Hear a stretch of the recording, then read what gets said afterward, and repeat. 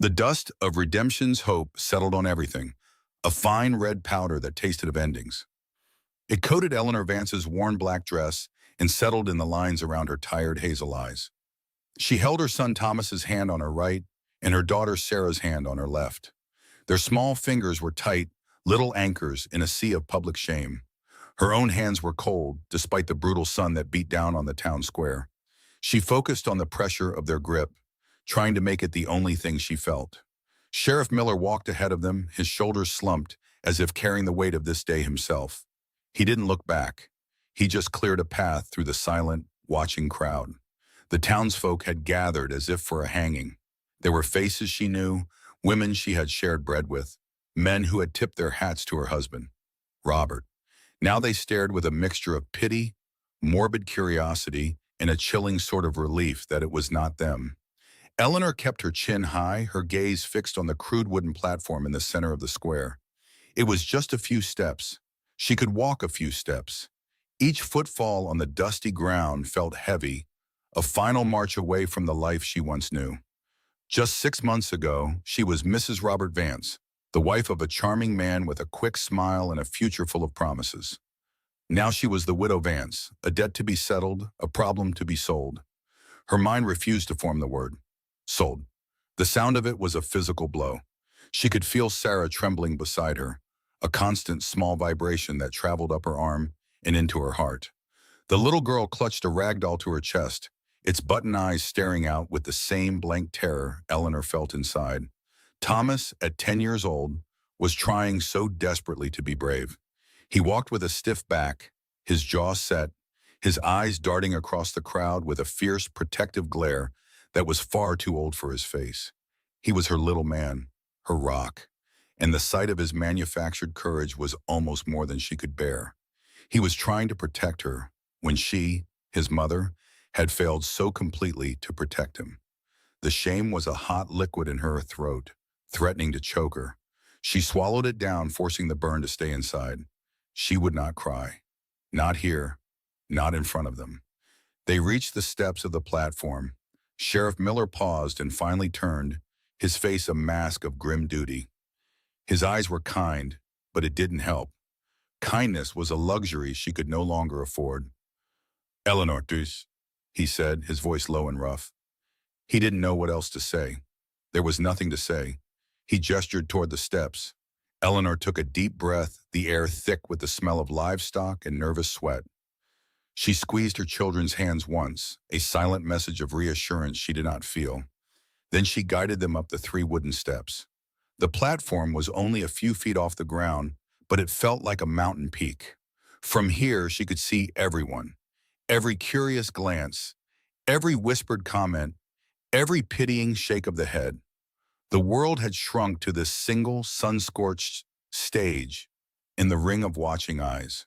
She positioned her children slightly behind her, a mother bird trying to shield her young, with wings made of nothing but worn calico and trembling pride. She felt 100 pairs of eyes on her, stripping her down, assessing her worth. She was no longer a person. She was livestock. She was property. Sheriff Miller unrolled a scroll of paper.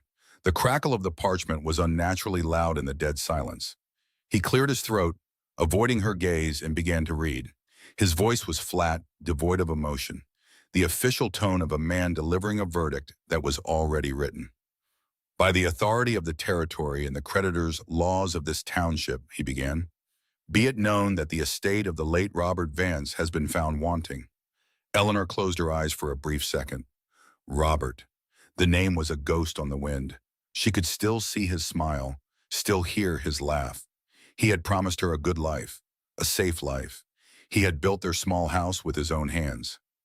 He had tucked their children into bed at night, and he had secretly, methodically, gambled away their entire world in the back room of a saloon. The betrayal was a fresh wound, one that refused to scab over. It was not the debt that was the deepest cut. It was the lie, the years of lies. The sheriff's voice droned on. The deceased is found to be in significant arrears to his primary creditor, Mr. Silas Blackwood, owner of the Gilded Cage Saloon. A low murmur rippled through the crowd at the mention of the name. Blackwood. Of course, it was always Blackwood. He held the debts of half the men in this town, pulling their strings like a bloated puppet master. The sum owed, the sheriff continued, his voice dropping slightly, amounts to $700, with no physical assets remaining to settle said debt. The law is clear. He paused, and in that pause, Eleanor's heart hammered against her ribs. She felt Sarah press her face into the back of her dress, her small body shaking with silent sobs. Thomas's hand tightened in hers, his knuckles white. The sheriff took a deep, heavy breath before delivering the final damning sentence. Therefore, the indenture of his surviving widow, Eleanor Vance, and her issue, Thomas and Sarah Vance, is hereby placed for public auction to satisfy the outstanding obligation. Her issue. The words were clinical, cold, stripping her children of their names, of their very personhood. They were no longer Thomas and Sarah. They were addendums to her debt. A wave of nausea washed over Eleanor. For a horrifying moment, she thought she might be sick right there, in front of everyone. She locked her knees, her entire body rigid. She would not give them the satisfaction of seeing her fall apart.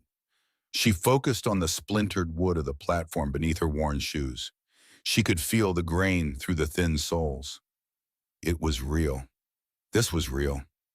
Her gaze lifted, drawn by some terrible instinct, and scanned the crowd. And then she saw him. Silas Blackwood stood near the front, leaning against a support post of the saloon's covered porch. He was exactly as she remembered him from the one time Robert had taken her to his opulent, suffocating establishment.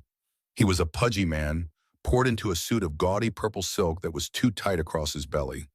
A diamond stick pin glittered at his throat, catching the sun like a malevolent star. His hair was slicked back with grease, and his face was florid, the face of a man who indulged his every appetite. But it was his eyes that made her blood run cold. They were small and dark, like a pig's, and they were fixed on her. As their gazes met, a slow, triumphant smirk spread across his thick lips. It was not a smile of business satisfaction. It was a smile of possession, of victory. He had not just come to collect a debt. He had orchestrated this entire humiliating spectacle for this very moment. He wanted more than Robert's money. He wanted Robert's wife. He wanted to own her, to break her, to display her like a trophy in his gilded cage. He gave a tiny, almost imperceptible nod, an owner acknowledging his new acquisition before the papers were even signed. A fire ignited in Eleanor's chest, a hot, pure rage that burned away some of the fear. She stared back at him, her expression unyielding.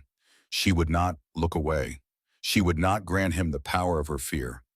Let him see the defiance in her eyes. It was the only weapon she had left. Let him know that he could buy her body, but he would never, ever own her soul. The silent battle raged across the 20 feet of dusty ground separating them. A war of wills played out before a captivated audience. A man Eleanor didn't know, a stranger with a grim face and a ledger in his hand, stepped onto the platform. He was the auctioneer. His movements were brisk and professional, his presence signaling the true beginning of the end. He did not look at her or the children.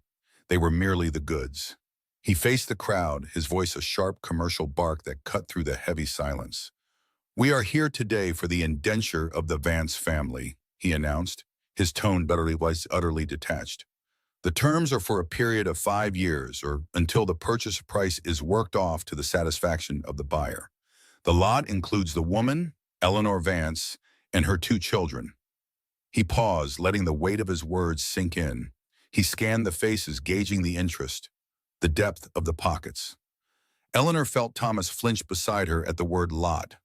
She put her hand on his shoulder, a small, grounding touch. "Stay strong, my love. Stay strong for Sarah. Stay strong for me." The auctioneer raised a wooden gavel. The sunlight glinted off the polished wood. To Eleanor, it looked like a judge's weapon, a tool of execution. The entire square seemed to hold its breath. The quiet weeping of her daughter, the chirping of a distant bird, the thud of her own heart, all of it faded into a dull roar in her ears. There was only the man on the platform, Silas Blackwood's predatory smile, and the terrible final swing of the hammer that was about to shatter her life into 1,000 pieces. The auctioneer's eyes swept the crowd one last time. He gave a sharp nod. The gavel came down with a sharp, definitive crack that echoed through the silent square. The bidding for the indenture of the Vance family, he declared, his voice booming into the hot, still air, is now officially open.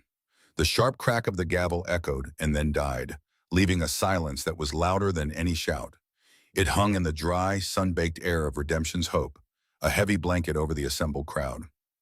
Eleanor Vance stood on the crude wooden platform, feeling the sun beat down on the crown of her head, on the tight bun of brown hair she had so carefully pinned that morning.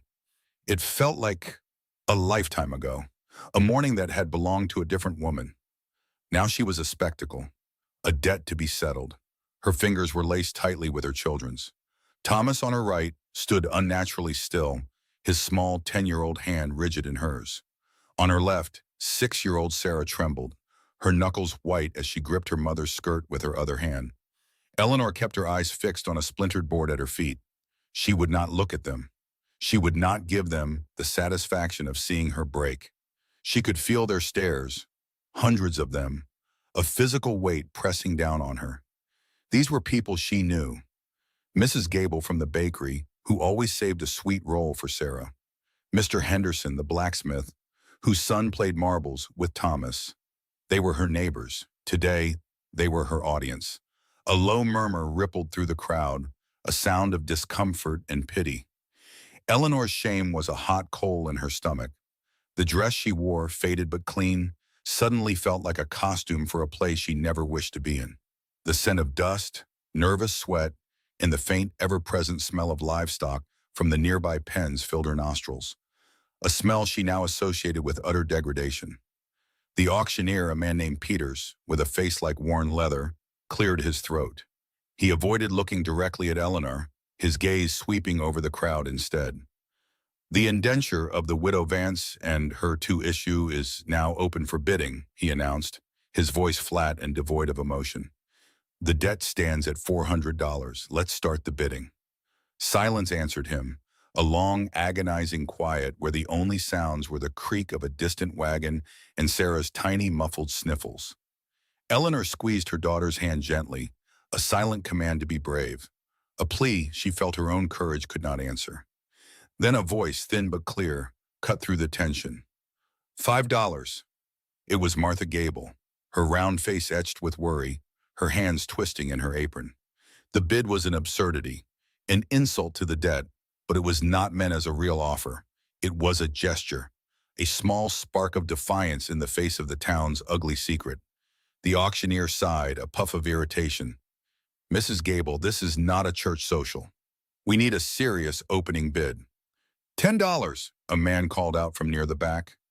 Eleanor recognized the voice of a farmer, a good man who had once helped her late husband, Robert, pull his wagon from the mud.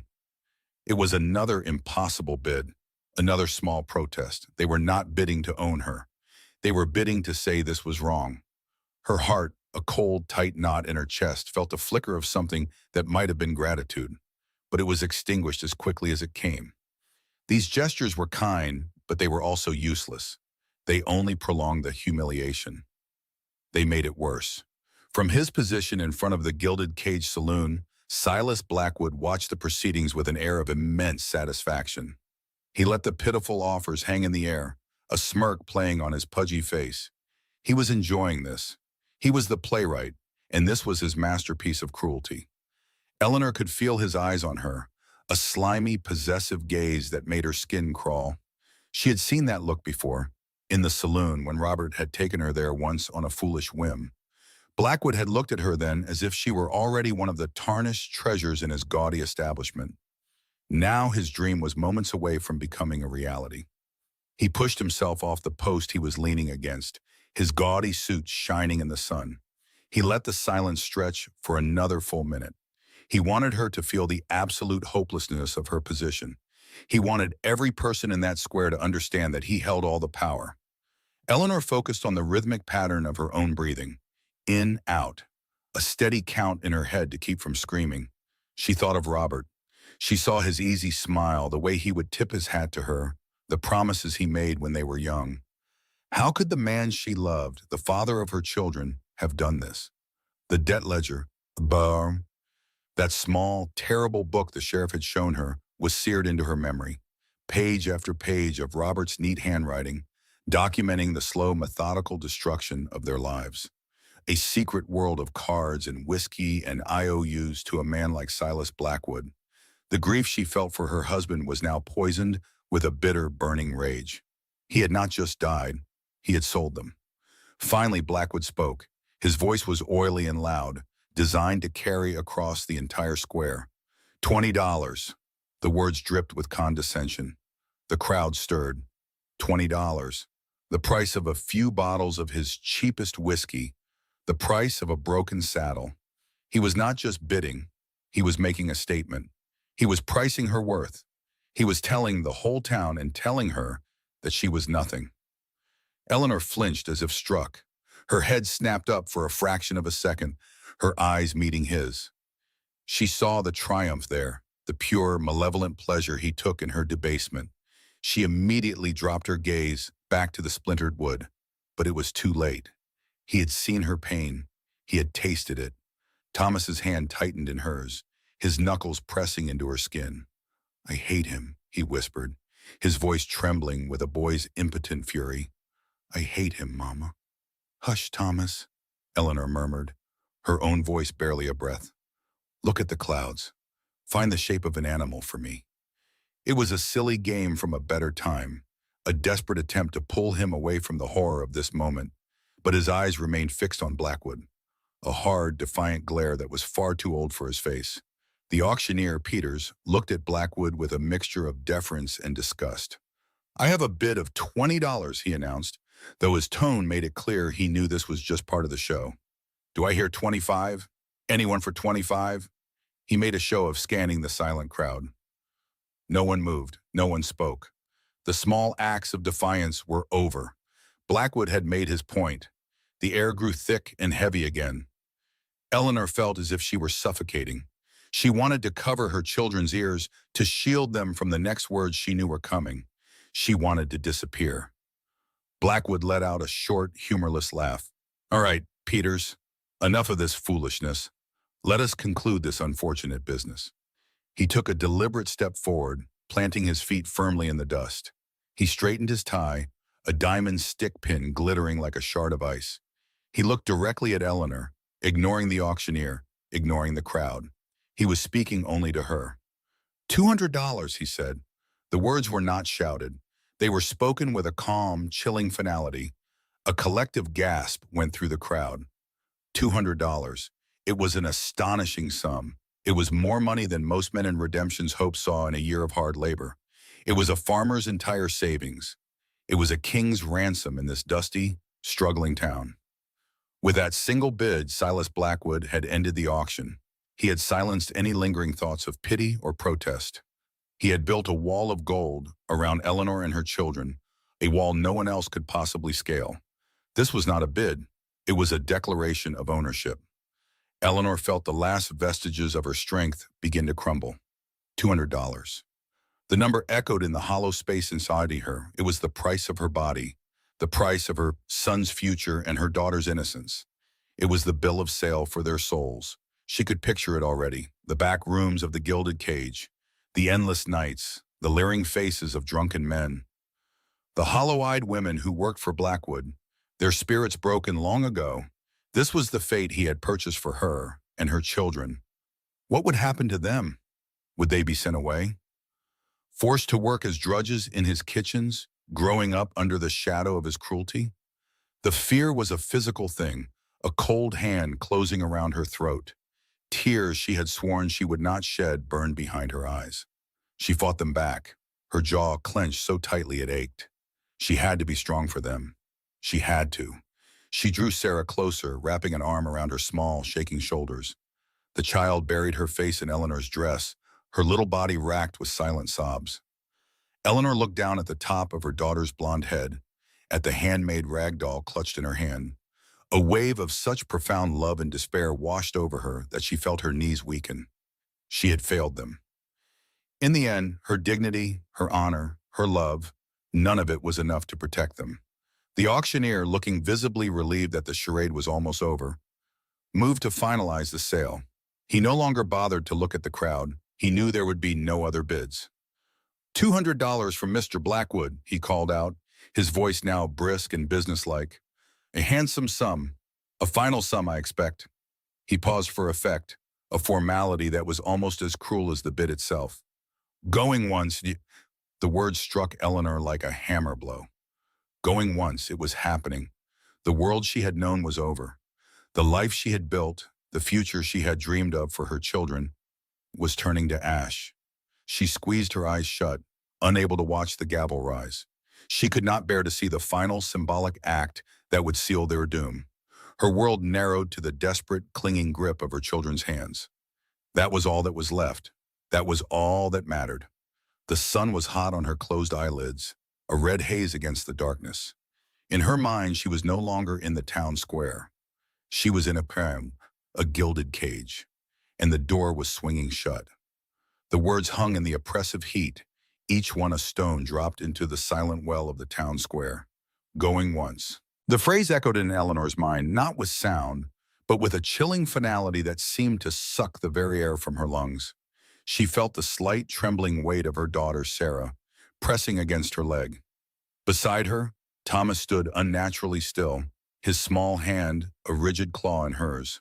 Eleanor's gaze was fixed on a crack in the dusty floorboards of the platform, a dark, jagged line that felt like a map of her shattered life.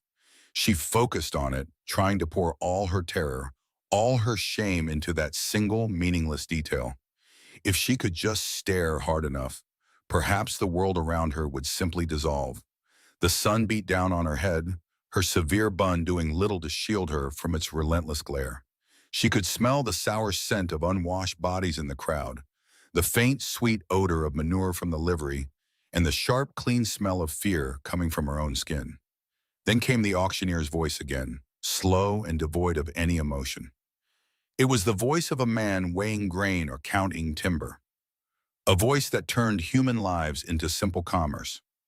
"Going twice," he called out. The words were not shouted, they were stated, a simple fact laid bare for all to witness. 2 words. They were the sound of a coffin lid being nailed shut. Eleanor's breath hitched. She could not look up. She could not face the sea of eyes she knew were upon her, a mixture of pity, morbid curiosity, and quiet satisfaction. These were the faces of her neighbors, people she had passed in the street, nodded to at the general store, worshipped beside in the town's small church. Now they were spectators to her complete and utter ruin. They were watching a woman and her children be erased, their names and futures handed over for the price of a decent horse. She felt a tremor run through Thomas's hand, and she squeezed it, a desperate, silent message. Be strong, stay with me. But it was a lie. She was not strong, and she did not know where they were going. A shift in the crowd drew her eyes upward against her will. Silas Blackwood detached himself from the silent mass of onlookers. He took a single, deliberate step forward, planting his polished boots firmly in the dust, a new owner surveying his property. A smug, proprietary smile played on his lips, his small, dark eyes glinting with a triumphant cruelty that made Eleanor's stomach clench. He did not look at the auctioneer. He did not look at the sheriff. He looked directly at her.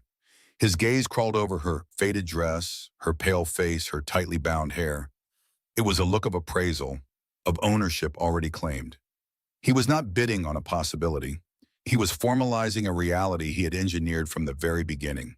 The debt, her husband Robert's foolish, secret weakness, had been the trap. This auction was merely the locking of the cage door. He cleared his throat, a wet, unpleasant sound that cut through the strained silence. His voice, when it came, was as oily and cloying as the pomade that slicked back his hair. "You'll learn your place at the gilded cage, Eleanor," he said.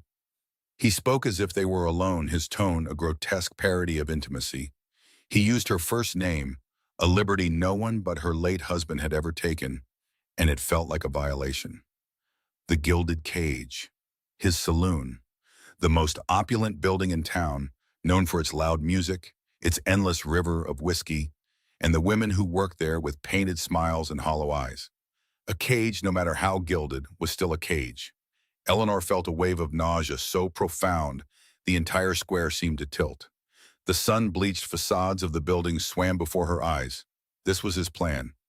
Not just to own her, but to display her. To put her on show in his palace of vice, a fallen woman, a testament to his power. She would be the ultimate trophy, a constant living reminder to everyone in Redemption's hope of what happened to those who crossed Silas Blackwood. The image flooded her mind with sickening clarity. She saw herself in a dress she did not choose, pouring drinks for leering, drunken men. She heard their crude jokes, felt their wandering eyes. And her children, where would they be? Tucked away in some dusty back room, listening to the noise and the depravity, their innocence eroding day by day? Or would he separate them from her entirely? The thought was a physical blow, knocking the breath from her body. Her entire life, her every action since their birth, had been for them. To protect them, to raise them, to give them a life better than her own. Now, because of a dead man's foolish pride in this monster's greed, their future was a nightmare she could not bear to imagine. Her fragile composure, the dam she had so carefully constructed to hold back her grief and terror, began to crack. It was Sarah who broke first. The little girl had been whimpering, her face buried in the folds of Eleanor's skirt. But Blackwood's words, his tone, had pierced through her childish fear and struck something deeper. A heartbreaking sob tore from her throat, a raw, wounded sound that seemed to silence even the buzzing flies. She clutched her mother's leg, her small body shaking uncontrollably. "Mama," she cried, her voice muffled by the fabric. "I want to go home, Mama. Please." Home. The word was a knife in Eleanor's heart. Their home was gone, its contents already sold to cover the first part of the debt. The rocking chair where she had nursed them, the small wooden soldiers Robert had carved for Thomas, the quilt her own mother had made, all gone. There was no home to go back to. There was only this platform and the man who was about to buy them. At the sound of his sister's cry, Thomas's grief transformed into a pure, hot rage. He let go of his mother's hand and took a half step forward, placing himself slightly in front of her. It was a small, almost imperceptible gesture, but it was an act of profound defiance. He was 10 years old, small for his age, and utterly powerless. Yet in that moment, he was a warrior. He glared at Silas Blackwood, his young face a mask of impotent fury, his eyes burning with a hatred so fierce it was startling. He said nothing. He could do nothing. But his silent declaration was clear. "You will have to go through me." Blackwood simply chuckled, a low, rumbling sound of amusement. The boy's defiance was nothing to him. It was just another part of the victory, another flavor to savor. He looked from the furious boy to the weeping girl, and then back to their mother, his smile widening. He was not just buying a servant, he was breaking a family. Eleanor pulled Thomas back gently, her fingers digging into his shoulder. "Don't," she whispered, her voice cracking. She could not bear for him to draw Blackwood's ire. She could endure her own humiliation, but any cruelty directed at her children would shatter her completely. Thomas resisted for a moment, his small body tense as a wire, before slumping against her. He buried his face in her side, his own shoulders now shaking with silent, angry tears. Eleanor wrapped her arms around both her children, pulling them into a tight, desperate embrace. She was their shield, their fortress, but she was made of sand, crumbling with every passing second. She closed her eyes, hiding in the darkness behind her own lids, surrounded by the sounds of her daughter's open weeping and her son's muffled grief. She risked a glance at the crowd again. No one met her gaze. The women looked down at their shoes or turned to whisper to their husbands. The men stared grimly ahead, their faces set like stone. Sheriff Miller stood by the steps of the platform, his hand resting on the butt of his pistol, his jaw tight. He was a man of the law, and the law was clear. A debt had been recorded, a payment was due. His personal feelings were irrelevant. He was an instrument of the town's justice, however cruel that justice might be. He was here to ensure the transaction was completed smoothly. He was here to hand her over. In that moment, Eleanor felt an isolation so complete, it was like being adrift in a cold black ocean. There was no rescue. There was no hope. There was only the quiet, collective agreement of an entire town to look the other way. Her thoughts turned to Robert, her husband, the man she had loved, the man who had promised to cherish and protect her. He had a weakness for cards. She knew that. A foolish belief that the next hand would be the one to change their fortunes. But she never knew the depth of it. He had hidden it from her, smiling while he dug their graves. He had signed his name in that ledger, trading his family's future for the thrill of a losing game. Was it weakness? Or was it a kind of prideful cruelty she had never been able to see? He was safe now, lying in the cold ground of the churchyard, beyond the reach of his failures. He had left her to face the consequences alone. A bitter, useless anger rose in her throat, choking her. She was not just mourning a husband. She was mourning the man she thought he was. $200. That was the price. The sum of her life, her body, her future.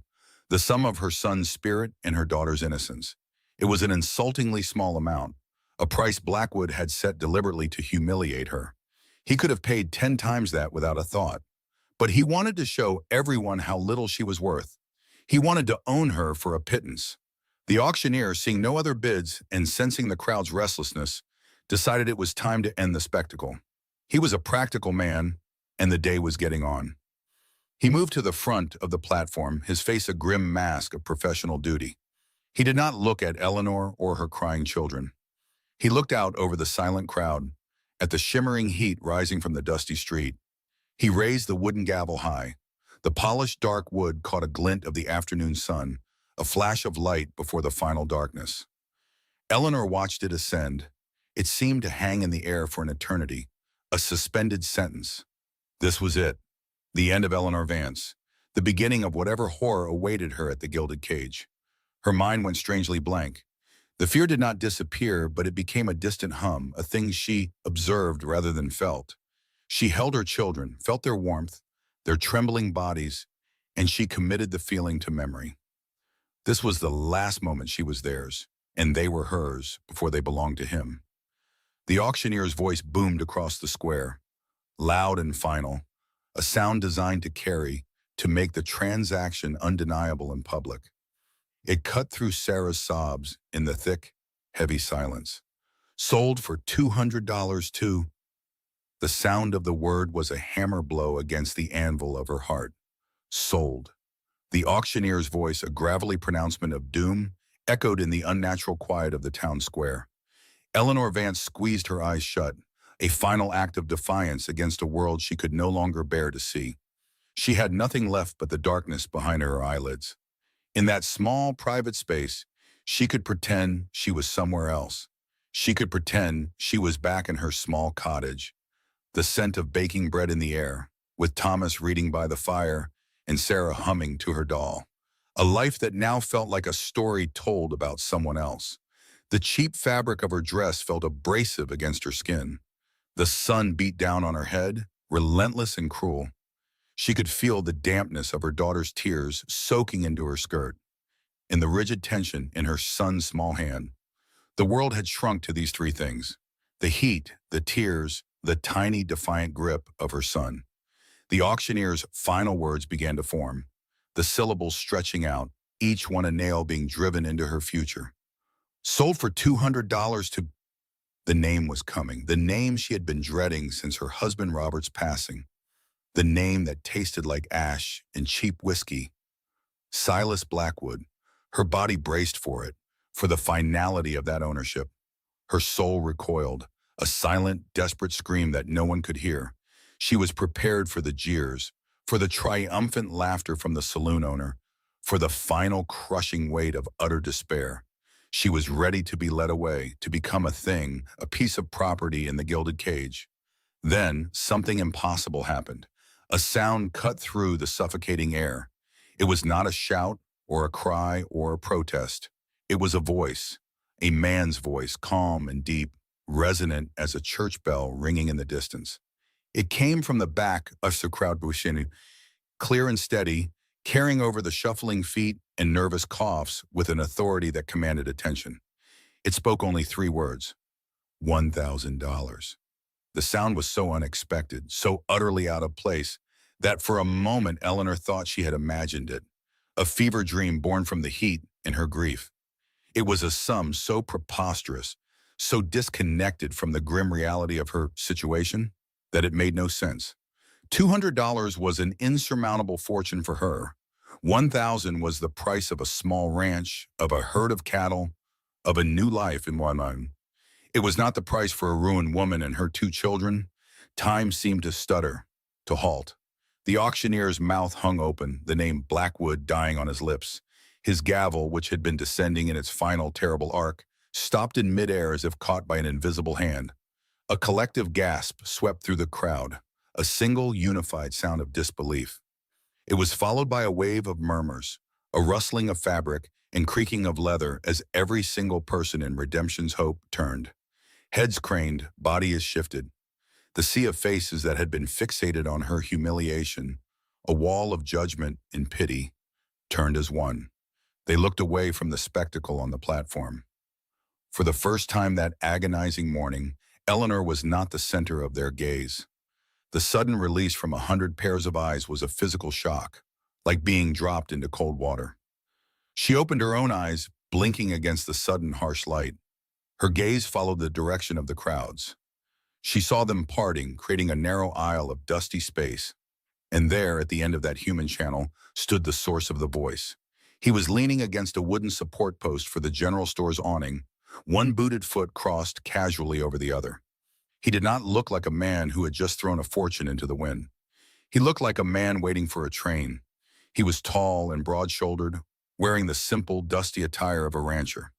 His hat was pulled low, casting his face in shadow, but she could see the hard line of his jaw and a weathered complexion that spoke of long days under the sun. He wasn't looking at the auctioneer or the sheriff. He was looking directly at the platform, directly at her. Her heart, which had been beating a slow, funereal rhythm, suddenly kicked into a frantic, panicked gallop. It hammered against her ribs, a wild bird trapped in a cage. Who was he? She scanned his face, searching for any sign of recognition. She had never seen him before. He was a stranger. No one in this town had that kind of money to spare, and certainly not to spend on her. The farmers and shopkeepers who pitied her had offered $5, maybe $10.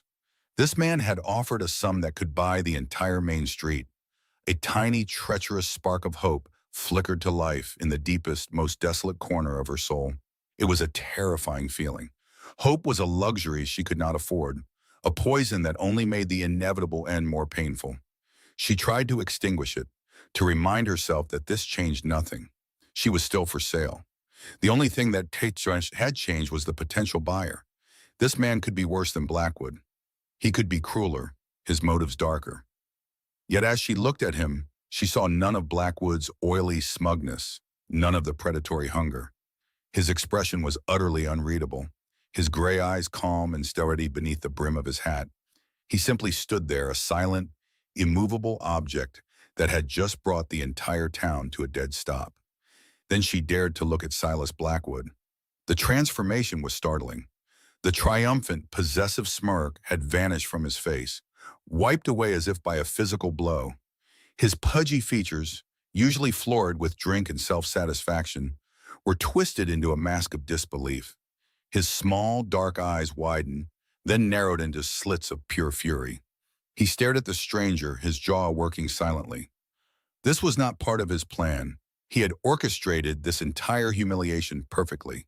He had isolated her, ensured no one could help, and was moments away from claiming his prize for a fraction of her husband's debt. He was the king of this town, his wealth the source of his power, and this stranger, this nobody in dusty clothes, had just publicly challenged that power. He had not just outbid him, he had insulted him. He had made Blackwood's $200 look like a pittance. The silence stretched, thick and heavy. The only sounds were the wind whistling around the corners of the buildings and the soft, frightened whimpers of Sarah, who was now hiding her face completely in Eleanor's dress. Thomas, however, was no longer looking at Blackwood with impotent rage. He was staring at the stranger, his young face a mirror of his mother's own confusion and dawning, fearful wonder. He seemed to understand that the rules of the game had just been completely rewritten. The auctioneer finally found his voice, though it was shaky and uncertain. I have a bid of $1,000.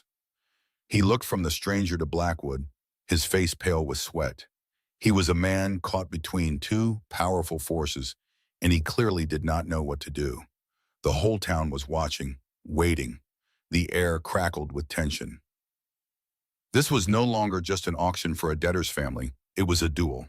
Eleanor felt a tremor run through her. She was the prize, a silent trophy to be fought over. The shame of it burned hotter than before, yet it was now mixed with a dizzying, terrifying vertigo. She looked back at the stranger. His gaze had not wavered. It was fixed on her, intense and unnervingly calm. There was something in those gray eyes, a shadow of something that looked almost like recognition. No, that was impossible. It was more like an understanding, as if he wasn't just seeing a woman on an auction block, but was seeing Eleanor Vance, the person. It was a look that held no judgment, no pity, and no lust. It was simply a look of profound, quiet focus. Blackwood took a step forward, his boots crunching in the dirt. His face was now a dark, mottled red, the color of spoiled meat. The veins on his thick neck stood out. He was breathing heavily, his chest puffing out like a threatened animal. The false charm he usually wore had been stripped away completely, revealing the raw, ugly avarice beneath. He was not just losing a possession. He was losing face in front of the entire town he lorded over. The humiliation he had so carefully crafted for Eleanor was now splashing back onto him. He could not allow it. He pointed a thick, trembling finger not at the auctioneer, but directly at the stranger. His voice, when it came, was no longer oily and condescending. It was a guttural snarl, ripping from the depths of his enraged pride. It tore through the silence, a raw and desperate declaration of war. 1,500! The raw shout of $1,500 hung in the air, a declaration of ownership that made Eleanor's stomach clench. It was a fortune. It was the price of her life, her children's lives laid out for all to see. Silas Blackwood's face was a mask of triumphant fury, his eyes fixed not on the auctioneer but on the stranger at the back of the crowd. The challenge had been met. The game, it seemed, was over before it had truly begun. The stranger had made his one grand, defiant gesture, and Blackwood had crushed it with the casual weight of his money. Eleanor felt a cold wave of finality wash over her. That brief, impossible spark of hope was just a flicker, now extinguished. She was Blackwood's. The thought was a physical weight pressing the air from her lungs. Then the stranger's voice cut through the silence again. It was not louder. It was not angry. It was as calm and steady as the flow of a deep river. 2,000. The words were spoken so plainly, so devoid of passion, that for a moment they did not register. The crowd, which had been ready to disperse, froze.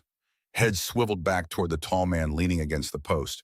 A collective, audible gasp rippled through the townsfolk. $2,000. It was an amount that simply did not exist in their world.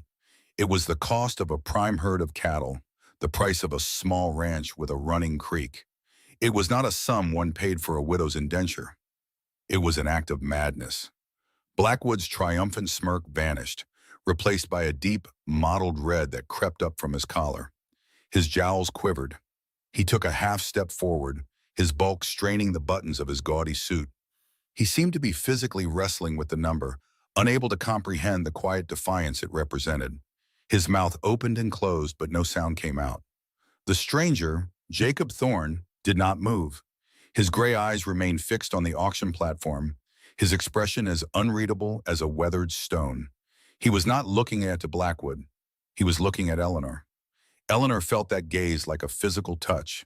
It was not possessive like Blackwood's, nor was it pitying like the glances from her neighbors. It was something else entirely, something she could not name. It was heavy, intent, and deeply serious.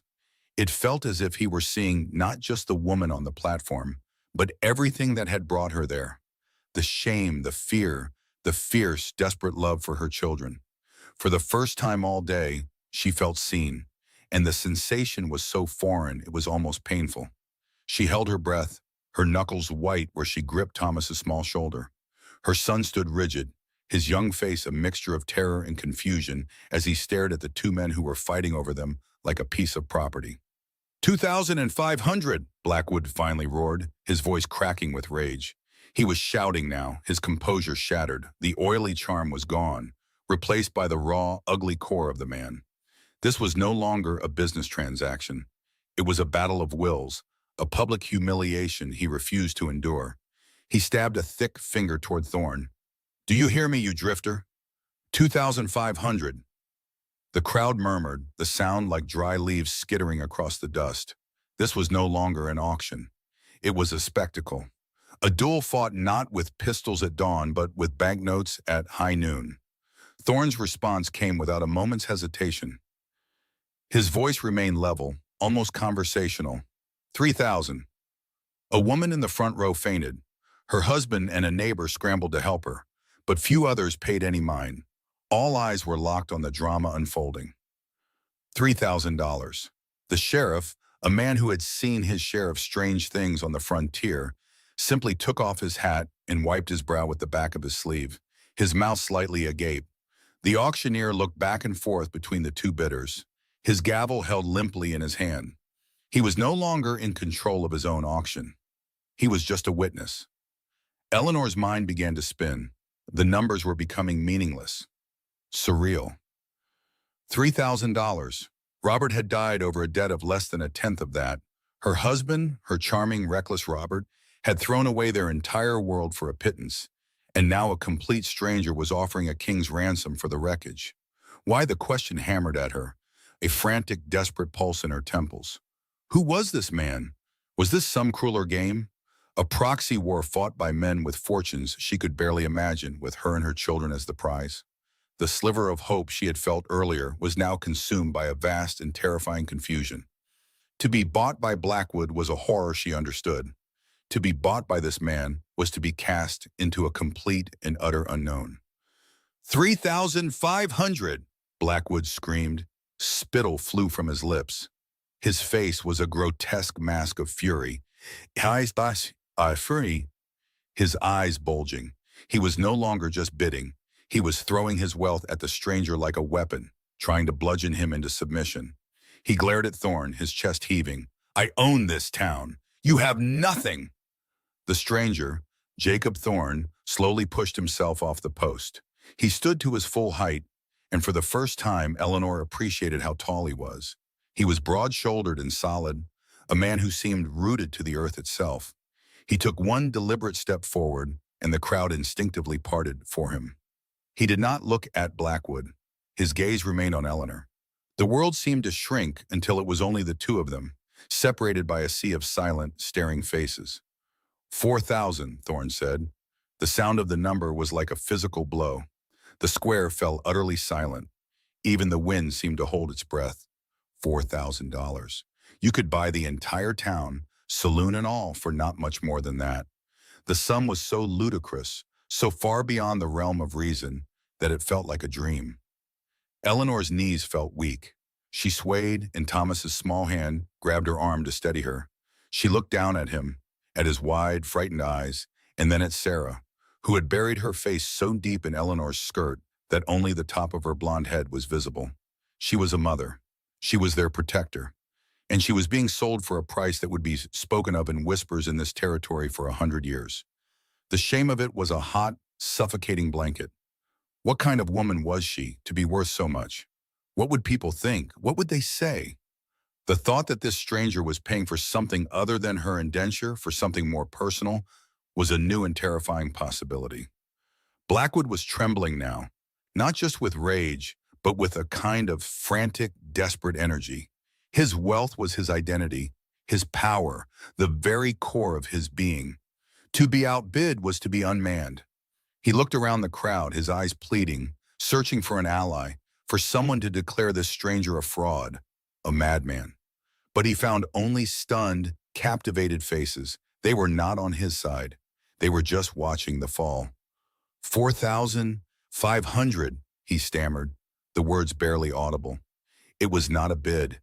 It was a plea, a desperate, final gamble. He had reached the very bottom of his coffers, the very edge of his power, and he was laying it bare for the whole town to see. He looked like a man who had just staked his soul on a final hand of cards and was now watching his opponent reveal a winning hand. All eyes turned to Jacob Thorne. He stood there in the sun, his face calm, his posture relaxed. He had not broken a sweat. He had not raised his voice. He had simply spoken a series of numbers, and with them, he had dismantled Silas Blackwood piece by piece. He looked at Blackwood for the first time, a long, cool, assessing glance. It was a look that held no anger, no triumph. It held nothing but a quiet, absolute certainty. Then he turned his eyes back to Eleanor on the platform. He let the silence stretch, letting Blackwood's desperation hang in the air like a foul smell. He let the whole town see the saloon owner for what he was, a bully who had finally met a force he could not intimidate. Eleanor watched him, her heart a wild, frantic bird in her chest. Every part of her screamed for him to stop, to walk away, to release her from this unbearable tension. Yet another part of her, a part she hadn't known existed, prayed for him to continue, prayed for him to win. Then he spoke, his voice as clear and final as the tolling of a church bell. 5,000. The auctioneer dropped his gavel. It hit the wooden platform with a loud clatter that made everyone jump. No one bent to pick it up. $5,000. The number echoed in the profound silence. It was not money anymore. It was a statement, a wall.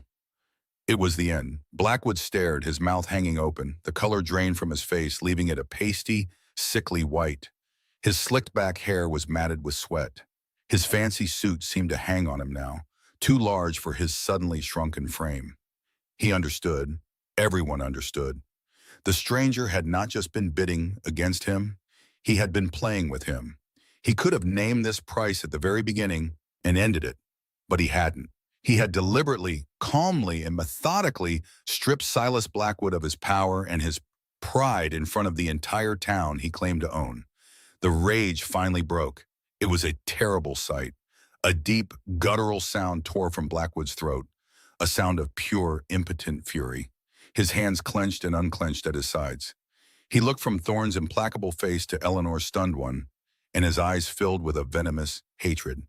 He had lost. He had lost her. He had been publicly destroyed. He took a staggering step back, his eyes wild. He couldn't stay here. He couldn't bear the hundreds of eyes watching his utter and complete defeat. Fine, he spat, the word thick with poison. He gestured a trembling, dismissive hand toward the platform, toward Eleanor. He can have her! The words were a curse, an abdication. He turned, his movements clumsy and uncoordinated, and shoved his way through the silent crowd. He didn't look back. He stormed across the dusty square, his shoulders hunched in defeat, and disappeared through the swinging doors of the gilded cage, swallowed by the darkness within. The words hung in the air, heavy and impossible. Fine. He can have her.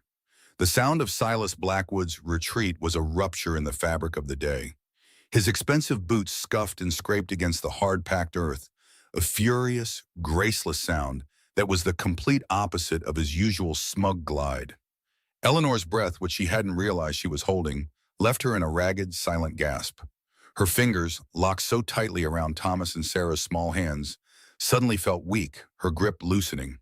The world, which had narrowed to the terrifying point of Blackwood's triumphant sneer, suddenly rushed back in a dizzying wave of sound and light. The crowd, a single stunned organism, remained motionless for a long second. They were a gallery of open mouths and wide eyes, their collective gaze following Blackwood's furious, retreating form. He didn't look back. His shoulders were hunched, his hands clenched into fists at his sides. He moved like a man who had just lost a limb, stumbling with a rage that seemed to make him physically ill.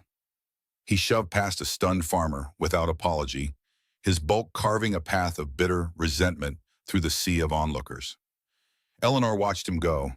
Every step he took away from the platform felt like a physical weight lifting from her chest.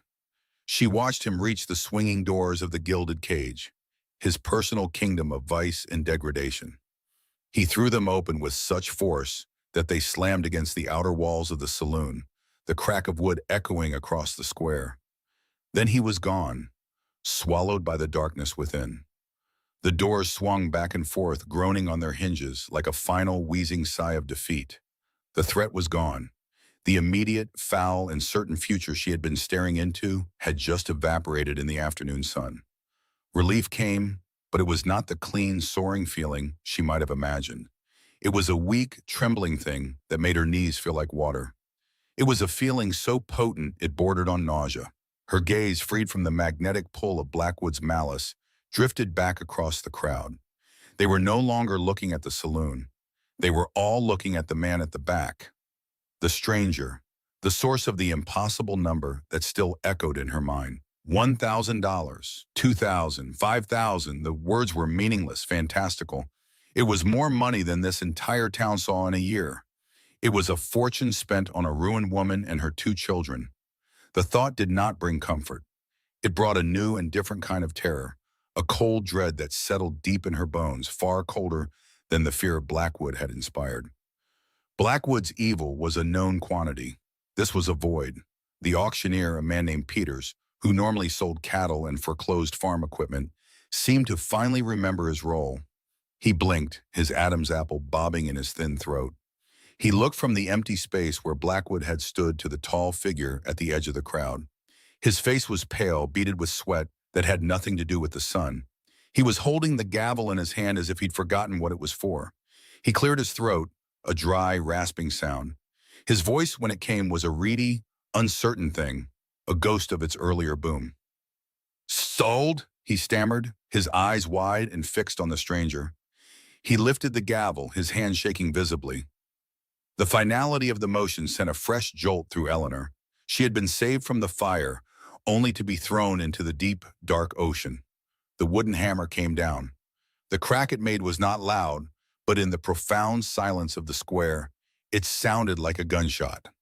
It was the sound of a lock clicking shut, a deed being signed, a life being transferred. "Sold," the auctioneer repeated, his voice gaining a sliver of its professional tone, though it still wavered. "To Mr. Jacob Thorne, for $5,000. Jacob Thorne. The name meant nothing to her. She searched her memory, the catalog of faces from church socials, from market days, from the quiet years before Robert's passing. There was no one by that name. He was a complete unknown. He did not belong to Redemption's Hope. He was an outsider, a ghost who had drifted into town and with a few calm words had just purchased her entire world. The crowd began to breathe again, a low murmur rippling through them. The whispers started, hushed and urgent. "Who is he? Where did he come from? $5,000. Did you hear? Must be a cattle baron. Or a madman." Eleanor heard none of the words clearly, but the tone was unmistakable. Awe, fear, disbelief. They were no longer looking at her with pity or morbid curiosity. They were looking at her as an extension of him, a strange and priceless object that had suddenly appeared in their midst. She had gone from being worthless to being worth an impossible sum. Yet she felt no different. She was still property. Then he began to move. Jacob Thorne pushed himself away from the wooden post he had been leaning against. He moved with an unhurried grace that was unnerving. The crowd, which had been a solid wall of bodies, seemed to simply melt away before him. People took a half step back, turning their shoulders, clearing a path without being asked. It was a show of deference given to power, to wealth, to the profoundly unknown. He walked not like a man who had just spent a fortune, but like a man taking a casual stroll through his own domain. Eleanor's heart, which had been a frantic, fluttering bird in her chest, began to beat with a slow, heavy rhythm. Thump, thump, thump. Each beat matched one of his footsteps on the dusty ground. Her entire world narrowed to his approaching figure. He was tall, broader in the shoulders than she had first realized. He wore simple, durable clothes caked with the dust of the trail. They were the clothes of a man who worked with his hands, who lived under the wide-open sky, not a man who carried $5,000 in his pocket. A dark, sweat-stained hat was pulled low, casting his face in shadow, but it could not hide the intensity of his gaze. His eyes found hers across the remaining distance, and they did not waver. They were gray, not the soft gray of a morning mist, but the hard, flinty gray of storm clouds gathering over the plains. There was no warmth in them. No triumph, no pity. There was nothing she could name, nothing she could cling to for a clue. It was like looking into a deep well and seeing only your own frightened reflection. She felt Thomas's hand tighten in hers again. "Mama," he whispered, his voice small and tight with confusion. He was no longer glaring at Blackwood. He was staring at the approaching stranger with a mixture of awe and apprehension. He understood that a rescue had occurred, but he was old enough to know that nothing came for free. Sarah, who had been a dead weight against Eleanor's leg, stirred. She buried her face deeper into the folds of her mother's worn calico dress, her small body trembling. She wasn't crying anymore. The fear was too deep for tears now. It was a primal instinct, the terror of a small animal sensing a predator whose nature it could not comprehend. Eleanor pulled them both closer, her body a fragile shield against a fate she could not begin to imagine. Her mind was a chaotic storm. One moment she saw the smirking face of Silas Blackwood, his pudgy hands reaching for her, and a wave of profound, gut-wrenching relief would wash over her. She was not going to the gilded cage. She would not be forced to serve drinks to leering men while her children were locked away somewhere. She would not have to endure his ownership. This man, this Jacob Thorne, had saved her from that. A part of her, a desperate, drowning part, wanted to fall to her knees and thank him. But then the cold reality would crash back in. Saved her for what? No man spends that kind of money out of the goodness of his heart. Such a thing did not exist in this hard, unforgiving land. A man who paid $5,000 for a woman and her children was not a savior. He was an investor. He had made a purchase and he would expect a return. What would he expect of her? What would he demand? The possibilities were a gallery of horrors in her mind, each one more terrifying for its lack of a face. Blackwood was a monster she could see. This man was a shadow, a question mark shaped like a man. He was closer now. She could see the faint, pale line of a scar that cut through his left eyebrow. She could see the stubble on his strong jaw, the deep lines etched around his eyes that spoke of long days in the sun and perhaps long nights without sleep. He looked tired, but it was a deep, settled weariness, not the frantic exhaustion she felt in her own bones. It was the weariness of a mountain that had endured 1,000 storms and remained standing. The sheriff, a man named Miller who had known her husband, stood frozen by the steps of the platform. He held the official bill of sale in his hand, a single sheet of paper that contained her entire existence. He looked at Thorne with a deference that bordered on fear. This was an amount of money that eclipsed the town's authority. It was a power that answered to no local lawman. Jacob Thorne did not even glance at the sheriff. His eyes remained locked on Eleanor. It was an unnerving intimacy, a direct and silent communication in front of the entire town. He was not looking at her body, not in the way Blackwood had, not with that hungry, possessive glare. It was something else. He was looking at her, into her, as if searching for something, as if he were measuring her, weighing her soul in the same way the auctioneer had weighed her debt. She felt a desperate urge to look away, to break the intensity of that gray-eyed stare, but she could not. It was as if he were holding her in place with his gaze alone. She was still on the platform, the stage of her humiliation. The symbol was not lost on her. She was elevated, on display, a prize to be claimed.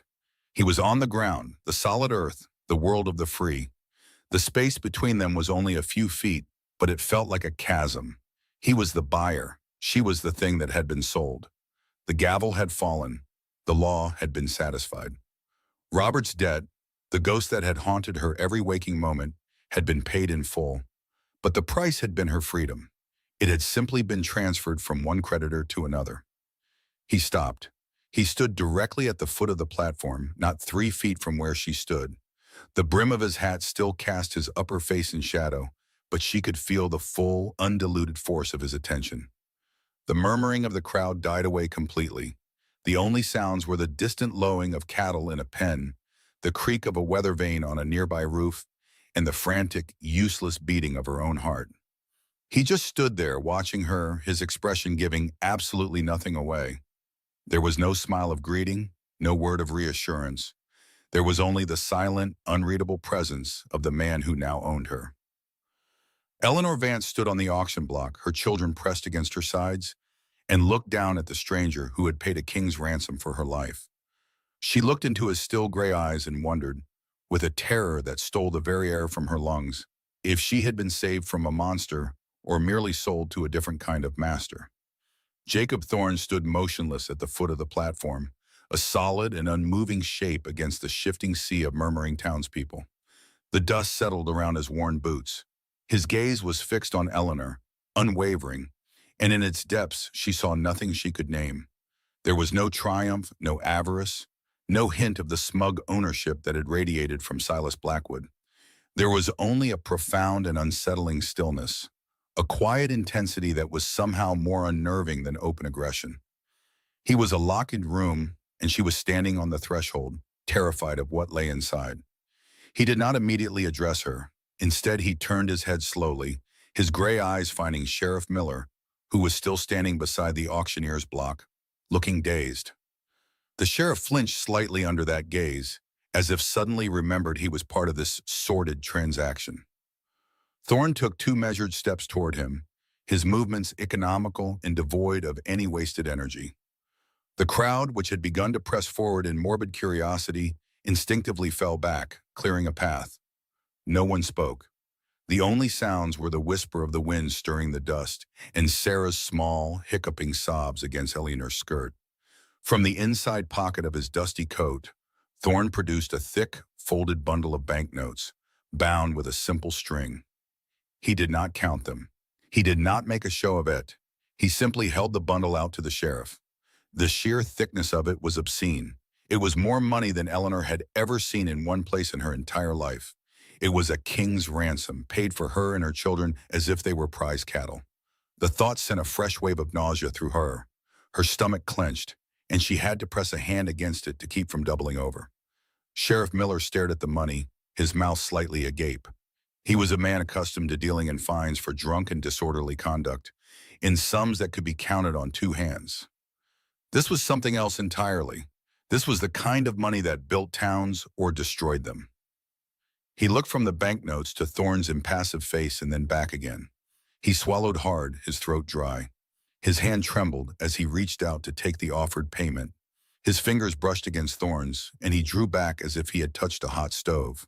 Thorne waited, his patience seemingly infinite. Finally, the sheriff took the bundle. He fumbled with the string, his fingers suddenly clumsy and thick. The banknotes spilled into his palm, a cascade of crisp paper that felt heavier than lead. He made a weak attempt to count it, his lips moving silently, but he quickly gave up, overwhelmed. He looked up at Thorne, his expression a mixture of awe and fear.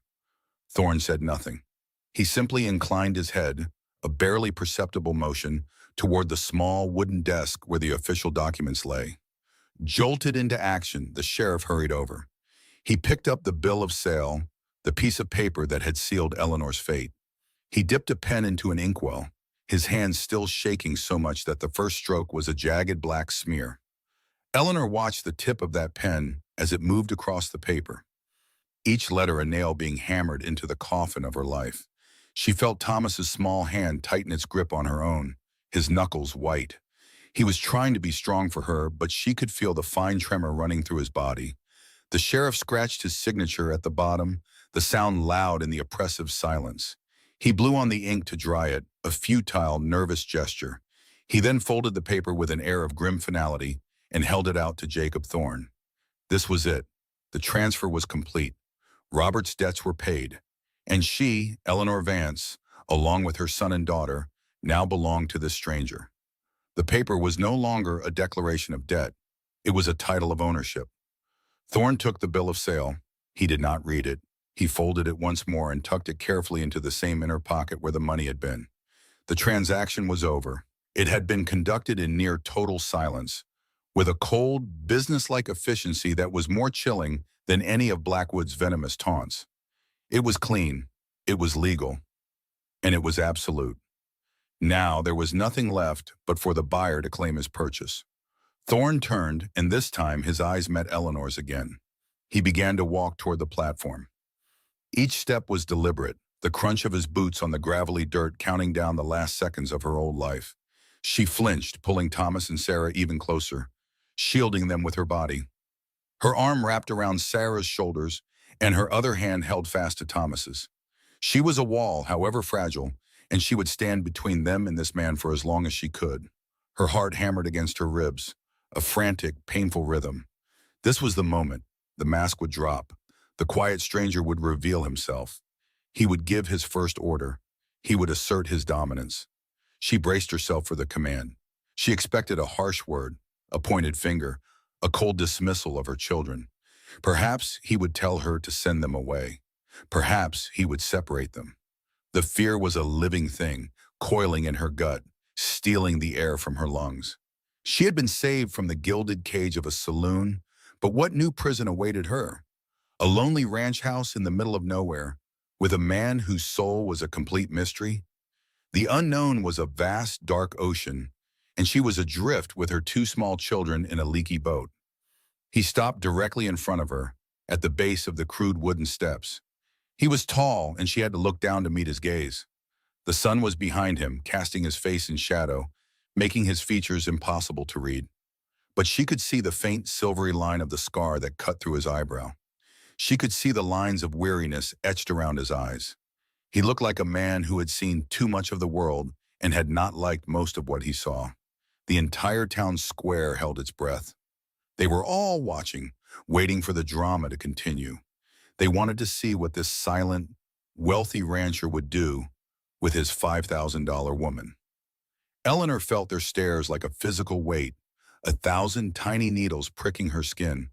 She wanted to scream at them to look away, to grant her this one small dignity, but her voice was gone, trapped in her throat by a knot of terror. Jacob Thorne did not speak. He did not issue a command. He did not look at her with possession or lust. He simply stood there for a long, agonizing moment, his gray eyes searching hers.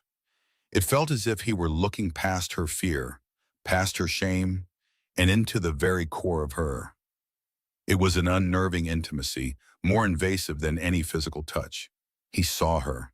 Not the widow Vance, not the auctioned property, but her. Eleanor. Then he did something that shattered all her expectations. He lifted his right hand. It was a large hand, calloused and weathered from work. There was dirt etched into the lines of his palm and under his fingernails. It was not the hand of a gentleman gambler or a wealthy merchant. It was the hand of a man who worked the land, who built things and fixed things, who lived by the strength of his own body. He did not point. He did not reach to grab her. He simply extended it toward her, palm up, in a clear and simple invitation. He was offering to help her down from the platform. The gesture was so profoundly simple, so unexpectedly courteous, that it stunned her into silence. Her mind, which had been racing with 1,000 horrific possibilities, came to a screeching halt. This was not the act of a master claiming his property. This was the act of a man offering assistance to a woman.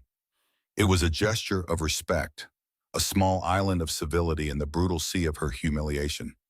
It made no sense. He had just bought her. He owned the piece of paper that said her life was his to command. Why would he offer his hand as if she were a lady stepping down from a carriage? She stared at his outstretched hand. It hung in the air between them, a silent offer, a question without words. Her first instinct was to recoil. To touch him was to acknowledge the transaction, to accept her status as his possession. Her pride, what little she had left, screamed at her to refuse, to stand here on this platform of shame, defiant to the last. But then she looked at her children. She saw the terror in Sarah's wide, tear-filled eyes. She felt the desperate, trembling grip of Thomas's hand in hers. Defiance was a luxury she could no longer afford. Her life was not her own to gamble with. Their future, their safety, now depended entirely on the whims of this silent, inscrutable man.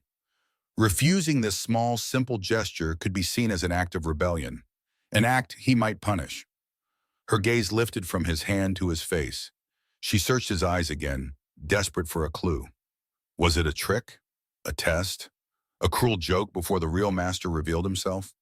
But his expression remained unchanged. It was calm, patient. He was simply waiting for her answer. He was giving her a choice, even in this choiceless situation. The silence stretched on. The town watched. The sun beat down. Eleanor's mind was a whirlwind. Blackwood would have pulled her down by the arm. He would have shoved her toward his saloon, his laughter echoing in her ears. This man, this man just waited. She took a slow, shuddering breath. It was a choice between the known cruelty of defiance and the terrifying uncertainty of compliance. She had to choose uncertainty. For Thomas, for Sarah. She had to take the first step into her new life, whatever it might be. Slowly, hesitantly, she let go of her son's hand. Thomas looked up at her, his eyes wide with confusion and fear. She gave him a tiny, reassuring squeeze on the shoulder, a promise she didn't know if she could keep. Then she turned back to the man below. Her own hand felt impossibly cold and small as she lifted it. It trembled visibly. She watched as it moved through the air, a pale, frightened bird approaching a steady branch. For a final, heart-stopping second, she hesitated. Her fingers hovered just inches above his palm. This was it. The moment of surrender, the physical act of placing her fate in his hands. With her eyes locked on his, she finally lowered her hand and placed it in his. The contact sent a jolt through her entire body. She had expected his grip to be rough, possessive, a man taking what he had paid for. She braced for the crushing strength, the assertion of ownership. But it never came. His fingers closed around hers with a surprising gentleness. His hand was warm, the calluses on his palm not harsh, but solid and dry.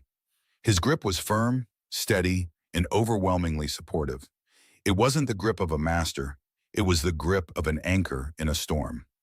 For a dizzying moment, she felt not captured, but held. The unexpected warmth of his skin against her own was a shocking, profound comfort, and it terrified her more than anything else that had happened all day. His grip was firm, but not bruising. The skin of his palm was a geography of hard work, a landscape of calluses and faint scars that spoke of reins and ropes and timber. Eleanor felt the warmth of his hand seep into her own, which was cold as stone. It was a simple human touch, yet it felt like the most complicated thing in the world.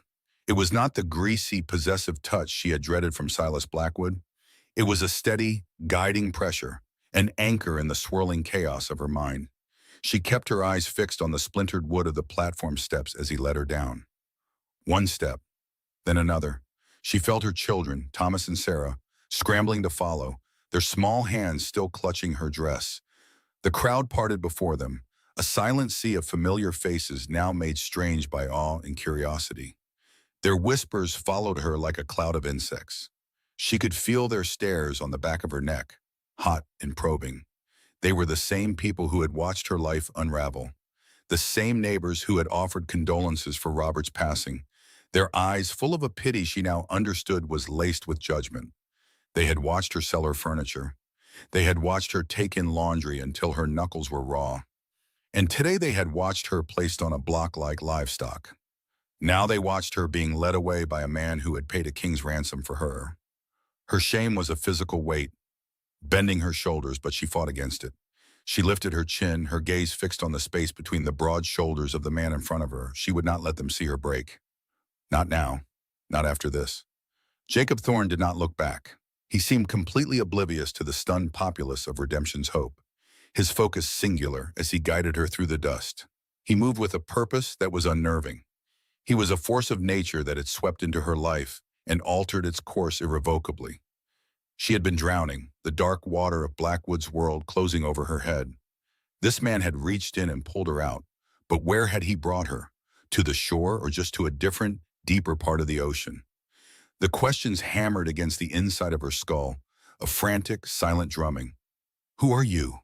Why did you do this? What do you want from me? From my children?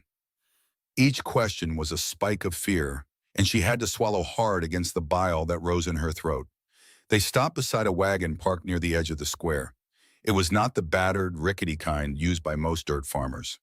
This wagon was sturdy, the wood dark and well-oiled, the iron fittings free of rust. Two strong, healthy-looking horses stood patiently in their harnesses, their coats brushed to a shine. A clean canvas was neatly rolled and tied at the back. Everything about it spoke of care, of pride, of means.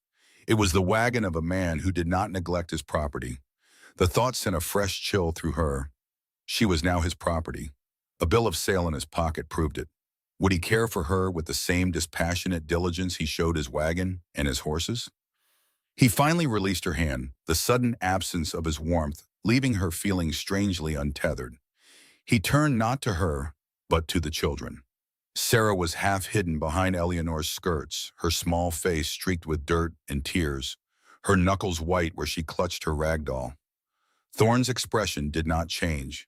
His face remained a mask of stoic calm. He crouched down, bringing his large frame closer to her daughter's level. The movement was slow, deliberate, meant not to startle. Sarah flinched, baring her face completely. Eleanor's heart seized. A protective instinct, fierce and primal, surged through her. She put a hand on Sarah's head, ready to pull her back, ready to place her own body between this stranger and her child. But he did not reach for her. He simply waited. After a long moment, he spoke, and his voice was so low it was almost a rumble. Nothing like the commanding tone he'd used at the auction. "It's all right," he said, not to Sarah, but to the space between them. "It's a long ride. You'll be more comfortable up on the seat." Thomas, ever her little soldier, stepped forward slightly. "She can ride with me," he said, his voice small but defiant.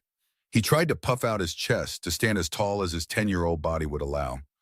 Thorne's gray eyes shifted to Thomas. He didn't smile, but the harsh lines around his eyes seemed to soften for a fraction of a second. He gave a slow, single nod.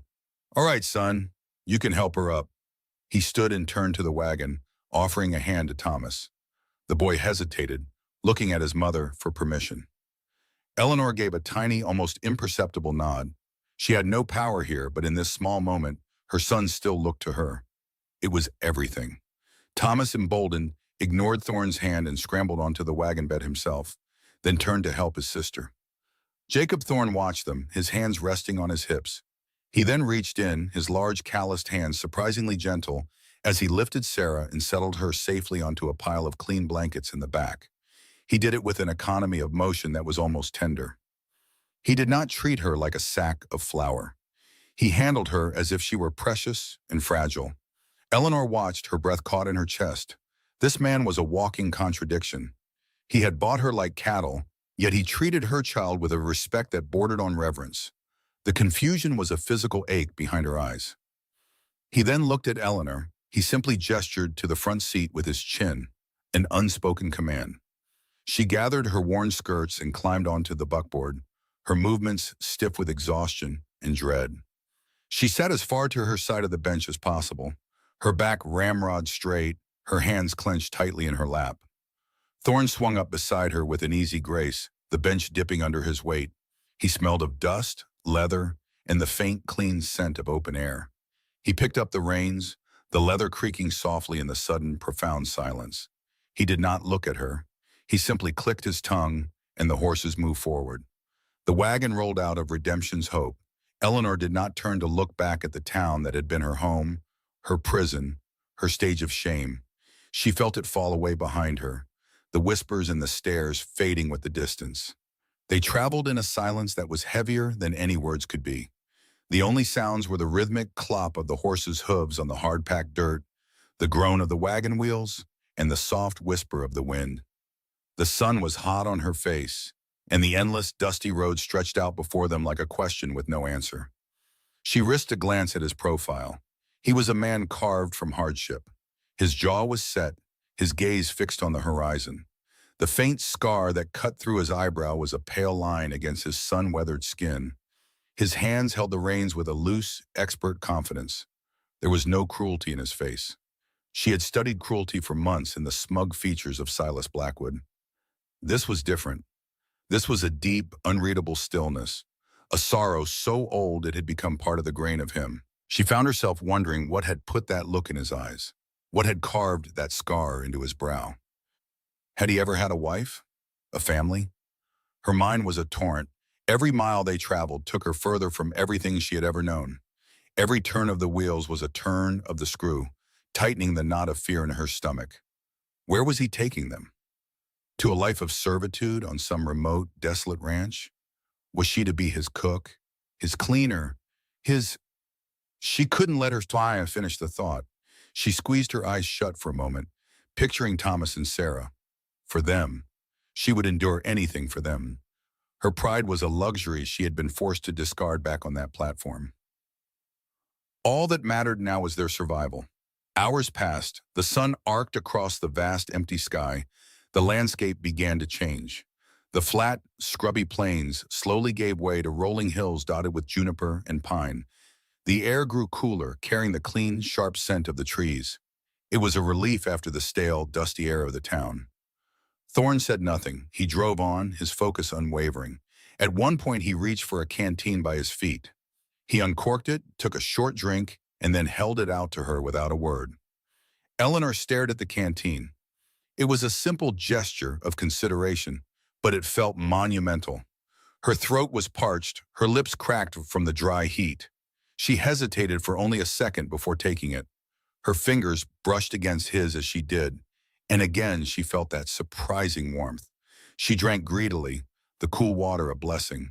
She passed it back over her shoulder to Thomas, who also drank before giving it back to her. She returned it to Thorne, murmuring a quiet, "Thank you." He just nodded, his eyes still on the road ahead. The silence resumed, but something had shifted.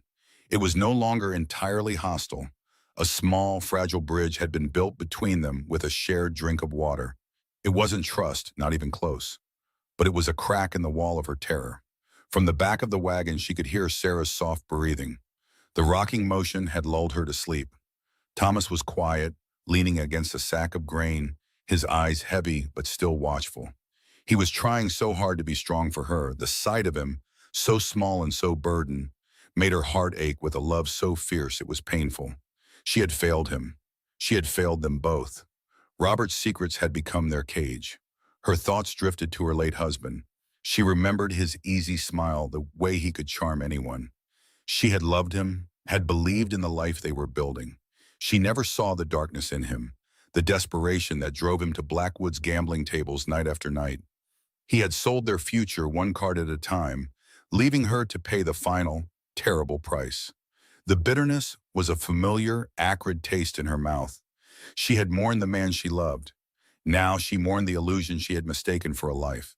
Jacob Thorne had paid $5,000 for Robert's failure, an impossible sum. It was more money than she had ever imagined seeing in one place. Why, the question returned, relentless. No man paid that much for a housekeeper.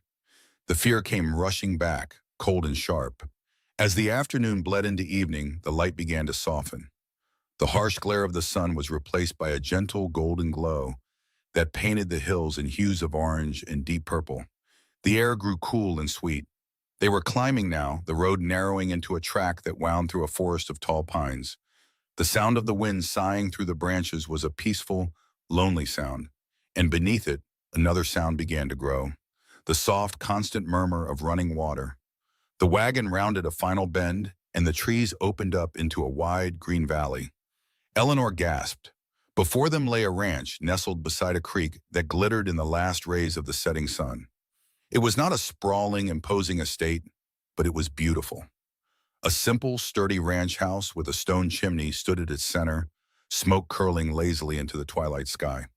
A large, well-built barn and several corrals stood nearby, the fences straight and true. A handful of cattle grazed peacefully in a pasture that was lush and green. The entire place seemed to hum with a quiet, peaceful energy. It was clean, orderly, and serene. It was the opposite of Redemption's hope in every conceivable way. Jacob Thorne pulled the horses to a gentle stop in front of the house. He set the brake, the sound loud in the sudden stillness. For a long moment, nobody moved. The only sounds were the tired breathing of the horses, the distant lowing of a cow, and the gentle music of the creek. Eleanor stared at the house, at the warm light beginning to glow in a window. It looked like a home. It looked safe, but she knew safety was an illusion she could no longer afford. She was a stranger here. Her life held in the hands of the silent man beside her. The sun dipped below the western hills, plunging the valley into the soft, deep blue of twilight. As the sun sets, they arrive at a beautiful, isolated ranch. Whispering Creek, that feels like another world. The wagon wheels crunched to a halt on the damp earth, and for a long moment, the only sound was the tired breathing of the horses. A cool wind whispered down from the pine-covered hills, carrying the scent of wood smoke and rain. Eleanor sat perfectly still, her daughter Sarah a warm, sleeping weight against her side. Thomas was rigid beside her, his small hands still locked in hers, his eyes fixed on the large, dark silhouette of the main ranch house. It was a formidable structure, 2 stories high, with a long porch and windows like vacant eyes staring out into the twilight. This was it, the place her new life, her new servitude, would begin. Her mind, numb from the day's horrors, began to stir with a fresh wave of dread. What would happen inside that house? What kind of man was Jacob Thorne, really? Jacob swung down from the driver's seat with an easy practice motion. He did not look at them. Instead, he walked to the horses, stroking their necks and murmuring a few low words she could not hear. The gesture was so normal, so utterly mundane it felt jarring. She had expected a command, a sharp order to disembark. She had been bought. She was property. The $5,000 he had paid felt like a brand on her soul, a price tag that defined her worth and her future. Men who spent that kind of money expected a return on their investment. She braced herself, her spine stiffening, preparing for the moment he would turn and claim what was his. When he finally did turn, he did not look toward the imposing main house. His gaze and a slight nod of his head directed her to a smaller building set off to the side, nestled under the branches of a great oak tree. It was a simple cabin with a stone chimney from which a thin ribbon of smoke curled into the darkening sky. A single lamp glowed in its window, a small, golden beacon of welcome that seemed utterly impossible. Eleanor's brow furrowed in confusion. Was this the servants' quarters? A place for the hired help, separate and unseen? The thought brought a strange, conflicting mix of relief and renewed humiliation. She would be spared the immediate proximity of her new master, but her station was being made clear from the very beginning. Jacob came to the side of the wagon. He did not speak. He simply lifted his arms for Sarah. Eleanor flinched, an involuntary tightening of her whole body. Her first instinct was to pull her daughter closer, to shield her, but Sarah stirred, whimpering softly in her sleep, and Eleanor knew she could not carry her and help Thomas down at the same time. Her own legs felt weak, unsteady. With a deep, shuddering breath, she allowed it. She carefully shifted her daughter into his grasp. Jacob took the child with a surprising gentleness, his large, calloused hands supporting her small body with a steadiness that belied his rugged appearance. He held her as if she were made of glass, his movements careful and deliberate. He carried Sarah toward the cabin, leaving Eleanor and Thomas to follow. Thomas scrambled down from the wagon, his feet hitting the ground with a soft thud. He immediately took his place at his mother's side, a silent, 10-year-old guardian watching Jacob's back with suspicion. Eleanor slid down from the wagon seat, her worn boots sinking slightly into the soft ground. Each step toward that glowing window felt heavy, as if she were walking through deep water. The air was clean and cold, a stark contrast to the thick, suffocating dust of redemption's hope. The quiet was profound, broken only by the chirping of crickets and the distant lowing of a cow. It was a peaceful sound, but it did not soothe her. It only made the knot of anxiety in her stomach tighten. Peace was a luxury she no longer had a right to. Jacob reached the cabin door and pushed it open with his shoulder. He paused, holding it for them, and gestured for them to enter. Eleanor hesitated on the threshold, her heart hammering against her ribs. This was another threshold, another life she was being forced to cross into. She took a breath, steeling herself for whatever lay inside. A musty room, perhaps, a dirt floor, a cold hearth, and a pile of rags for a bed. That was what she deserved, wasn't it? She was a debtor, a burden sold to the highest bidder. The first thing that hit her was the warmth. It was a living, breathing warmth that wrapped around her, chasing the chill from her bones. It smelled of burning pine, and underneath that, the rich, savory aroma of beef stew. Her eyes, accustomed to the gloom, slowly took in the scene. The floor was made of clean, swept wooden planks. A fire crackled merrily in a stone fireplace, its flames dancing and casting flickering shadows on the walls. In the center of the single room stood a sturdy wooden table with 3 chairs, and on that table, a lit oil lamp cast a gentle, steady glow over everything. This was not a servant's hovel. It was a home. Jacob crossed the room and gently laid the still sleeping Sarah on one of two small beds built against the far wall. The beds were simple wooden frames, but they were covered with thick wool blankets in what looked like clean, fresh-smelling linens. He pulled the blanket up to Sarah's chin with a tenderness that made Eleanor's throat ache. Thomas stared, his mouth slightly agape. He looked from the warm bed to his mother, his suspicion warring with a deep, childish exhaustion. He had been standing guard for so long, and here was a place that promised rest. Eleanor's gaze followed Jacob's as he moved back toward the hearth. A black iron pot hung over the fire, a ladle resting beside it. On a small crate near the fireplace sat three clean bowls and spoons. Everything was prepared. Everything was waiting for them. This wasn't a spontaneous act. He had planned this. He had ridden ahead or sent someone to build a fire, to cook a meal, to make this place ready. The thought was so staggering, so contrary to every expectation she had, that she felt a dizzying sense of disorientation. This was not the behavior of a man who had just purchased a woman and her children like livestock. This was an act of profound, inexplicable kindness, and that kindness was more terrifying than any cruelty she had imagined. Cruelty she understood. She knew how to brace for it, how to build a wall inside herself to endure it. But this she did not understand at all. It left her defenseless, her carefully constructed armor of stoicism cracking under the weight of this gentle welcome. What did he want from her? Why go to all this trouble? The $5,000 echoed in her mind again, a deafening sum that made no sense in this humble, quiet setting.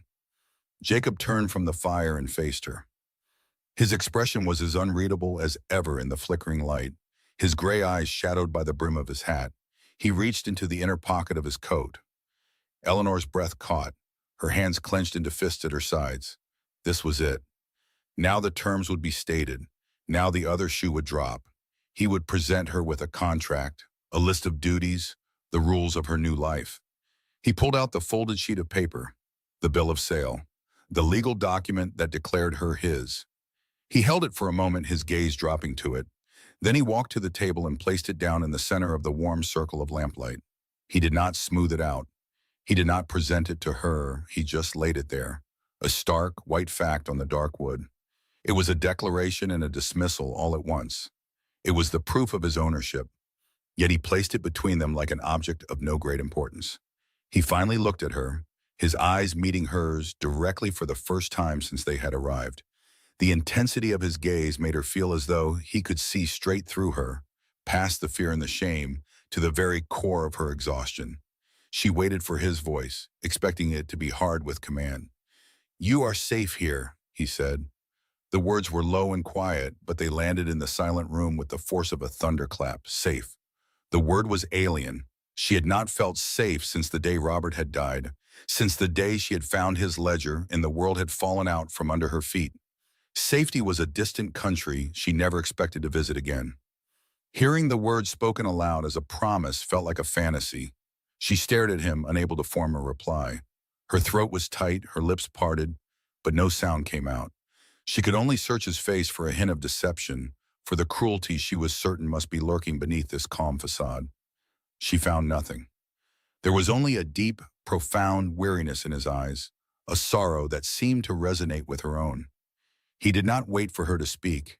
He did not demand gratitude or acknowledgement. With another slight nod, he turned and walked to the door. He opened it, letting in a brief rush of cold night air, and stepped outside. The door closed behind him with a soft, definitive click of the latch. And then, there was only silence. Eleanor stood frozen in the middle of the room, her entire being suspended in a state of shock. He was gone. He had left them. He had brought them to this warm, clean place, provided them with food and beds, and then he had walked away. He had not laid a hand on her. He had not made a single demand. He had spoken only 4 words. "You are safe here." She looked at Thomas, who was still standing by the door, staring at the spot where Jacob had been. His small face was a mask of confusion. "Mama?" he whispered, his voice small and uncertain. Is he gone?" Eleanor could only nod. She felt a tremor start in her hands and slowly spread through her entire body. She walked over to the hearth, drawn by the heat and the smell of the stew.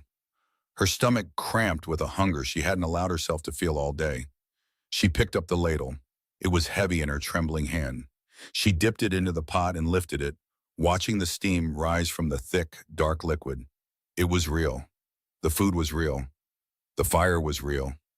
She turned and looked at the beds. Sarah had not stirred. She was lost in the deep sleep of childhood, her face peaceful in the soft light. Eleanor walked to the other bed, the one meant for Thomas, and smoothed the blanket with her hand. It was coarse wool, but it was clean and thick. She looked at her son. "Go on, Thomas," she said, her voice raspy. "Get some sleep." He looked at the bed, then back at her, his eyes wide with questions she could not answer.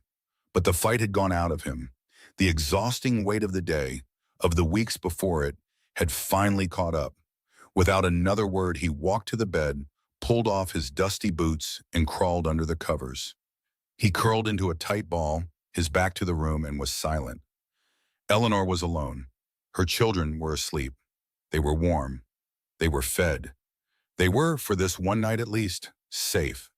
The wall she had built around her heart, the dam that had held back a flood of grief and terror and shame, could not hold any longer. It did not break with a great crash, but dissolved slowly, piece by piece. She stumbled toward the table, her legs barely holding her. She sank into one of the chairs, her hands finding the rough wooden surface. Her gaze fell upon the bill of sale. That piece of paper was her reality. It said she was owned. It said her life was not her own. And yet, everything around her defied that paper. The warm fire, the waiting meal, the gentle way he had handled her daughter, his quiet parting words. It was too much. The contradiction was too great to bear. The tension of holding herself together, of being strong for her children, of facing down the leering eyes of the town, finally snapped. A single tear escaped and traced a hot path through the grime on her cheek.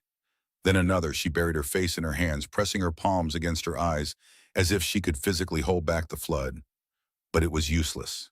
A low sob broke from her throat, a ragged, wounded sound in the quiet cabin. The tears came then, a silent, scalding torrent of everything she had refused to feel. They were tears of profound, soul-deep relief for the horror she had escaped. And they were tears of utter, terrifying confusion for the mystery she had just entered.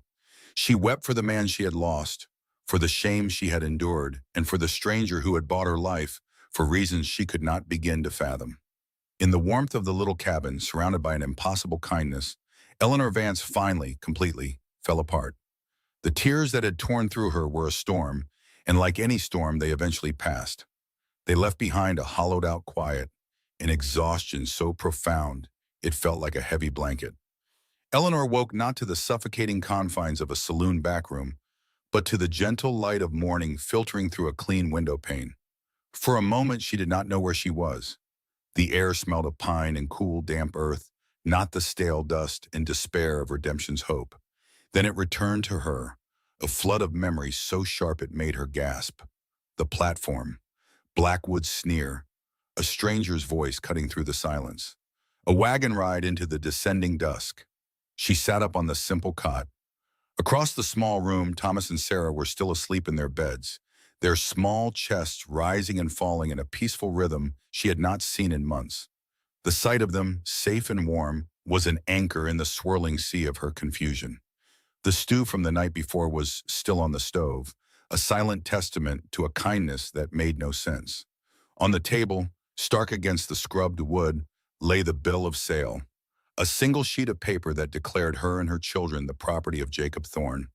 She stared at it, her mind a blank. She was owned, yet she felt freer than she had in a year. The contradiction was a knot in her stomach. Eleanor rose quietly, her bare feet cold on the wooden floor. She stoked the embers in the stove, adding a few small pieces of wood until a gentle fire was crackling again. She moved with a practiced economy, a habit born of years of making do with little. She stepped to the door and opened it just a crack, peering out into the new day.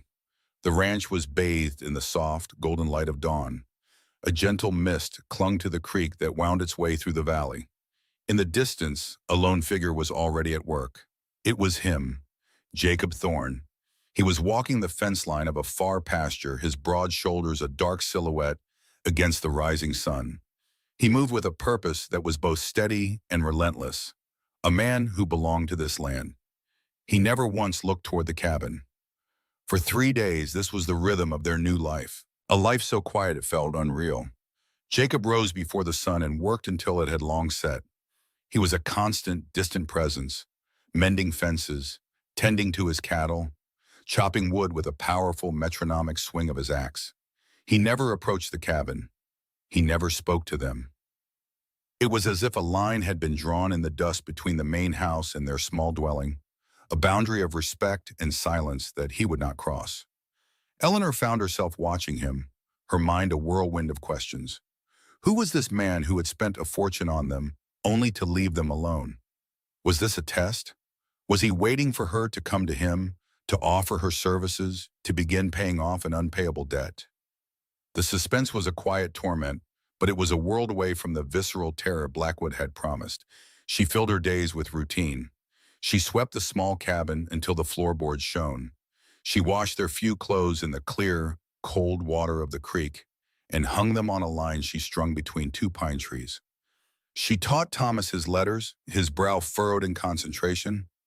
She hummed old lullabies to Sarah, whose wide-eyed, fearful eyes were slowly beginning to lose their haunted look. They ate the food that had been left for them, and when it began to run low, she found a sack of flour, beans, and salted meat left silently on the porch one morning.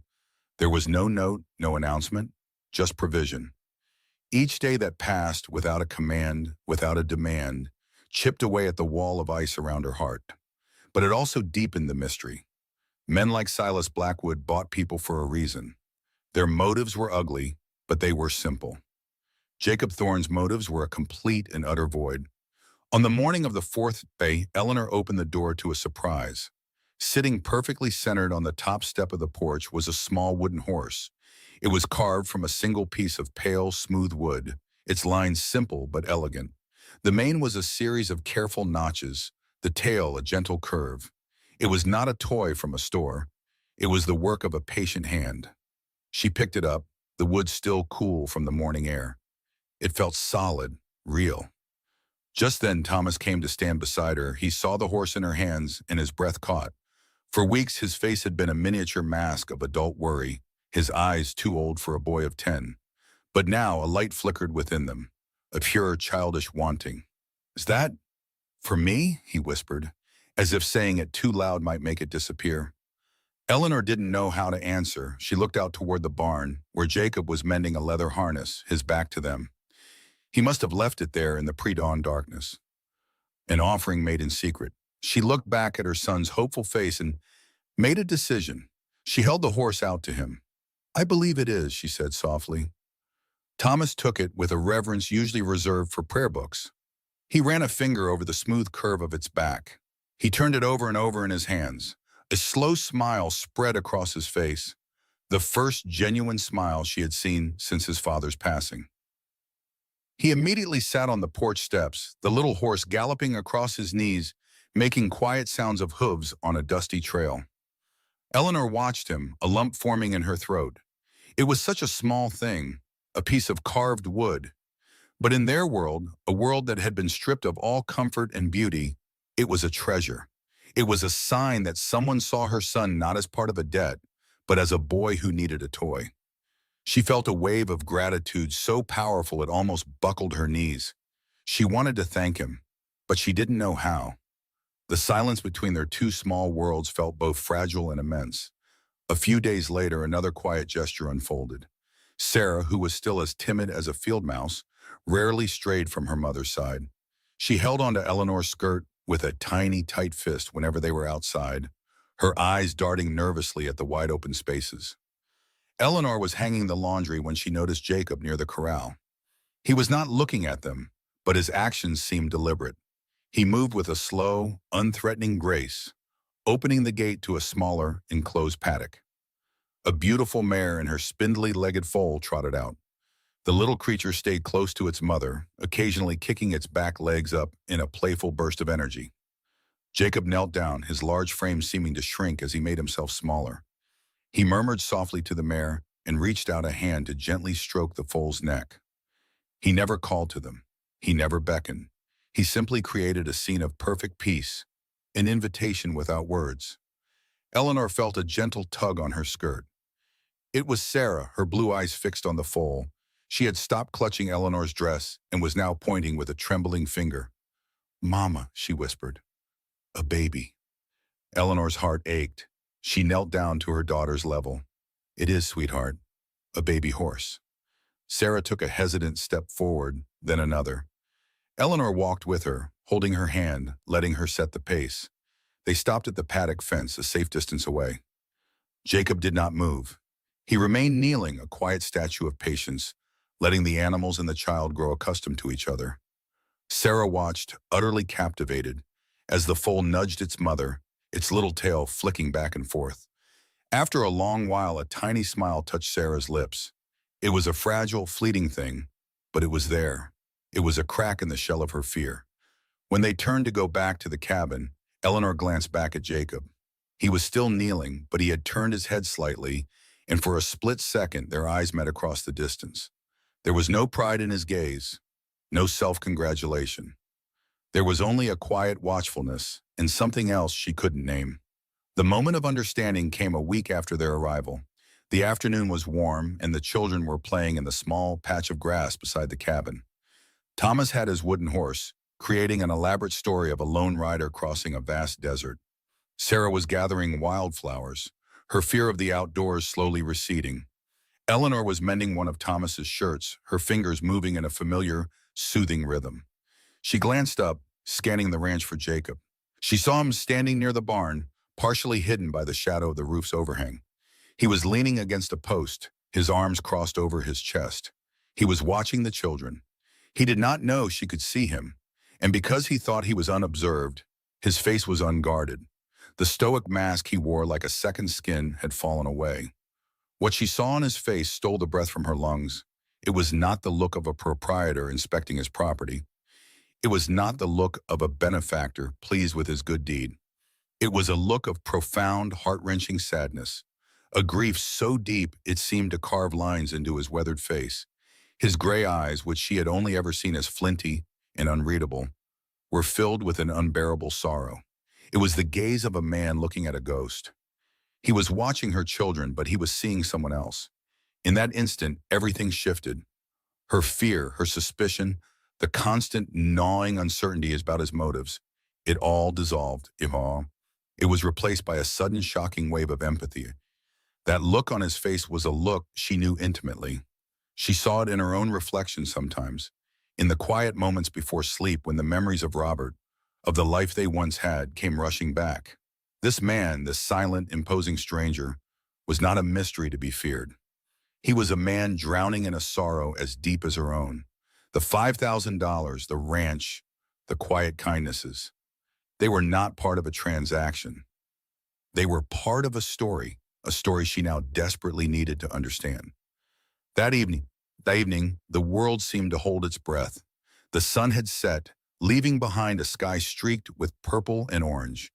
A profound silence settled over Whispering Creek, broken only by the chirping of crickets and the gentle murmur of the stream. The children were asleep, their faces relaxed and untroubled. The bill of sale was still on the table, but for the first time it looked like just a piece of paper.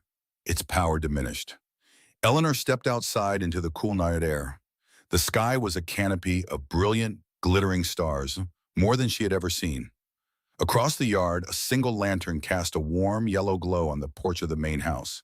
Jacob was there, sitting in a simple wooden chair, his silhouette dark against the light. He was staring up at the stars, lost in his own world. Her heart began to pound against her ribs. Every instinct for self-preservation screamed at her to go back inside, to maintain the silence, to not disturb the fragile peace they had found. But the image of his face, of that devastating sadness, pushed her forward. She needed to know. She needed to understand the man who had saved them, the man who was clearly as broken as she was. She smoothed the front of her worn dress, her hands trembling slightly. She took a deep breath, the scent of pine filling her lungs, and she began to walk. Her footsteps on the dry, packed earth sounded impossibly loud in the stillness. It was the sound of a boundary being crossed. He heard her. She saw his shoulders tense slightly, But he did not turn. He waited. She walked all the way to the foot of his porch steps and stopped. He was so close now she could see the wear on his leather boots, the faint scar that cut through his eyebrow. He slowly turned his head, his gray eyes finding hers in the dim light. They were no longer flinty, just weary. He said nothing, simply waited for her to speak, granting her the power to break the silence that had defined their existence for days. Eleanor swallowed, her throat dry. The question that had been burning inside her for a week finally rose to her lips. It was quiet, barely more than a whisper, but in the vast silence of the valley it felt like a shout. Why did you do it? The question, why did you do it, hung in the cool night air, small and fragile. Jacob Thorne did not turn to face her. He remained a solid silhouette against the star-dusted horizon, his gaze fixed on something far away. The silence that followed was heavier than any curt answer Eleanor had prepared for. Her hands tightened on the worn porch railing, the splintery wood a sharp anchor in a moment that felt like a dream. Finally, he let out a slow breath and turned his head. In the faint light spilling from her cabin door, she saw an exhaustion in his eyes that went deeper than labor. I had a family once, he said, his voice low and raspy, as if dragging the words from a deep well. A wife, Anna, and a son, Daniel. He was about your Thomas's age.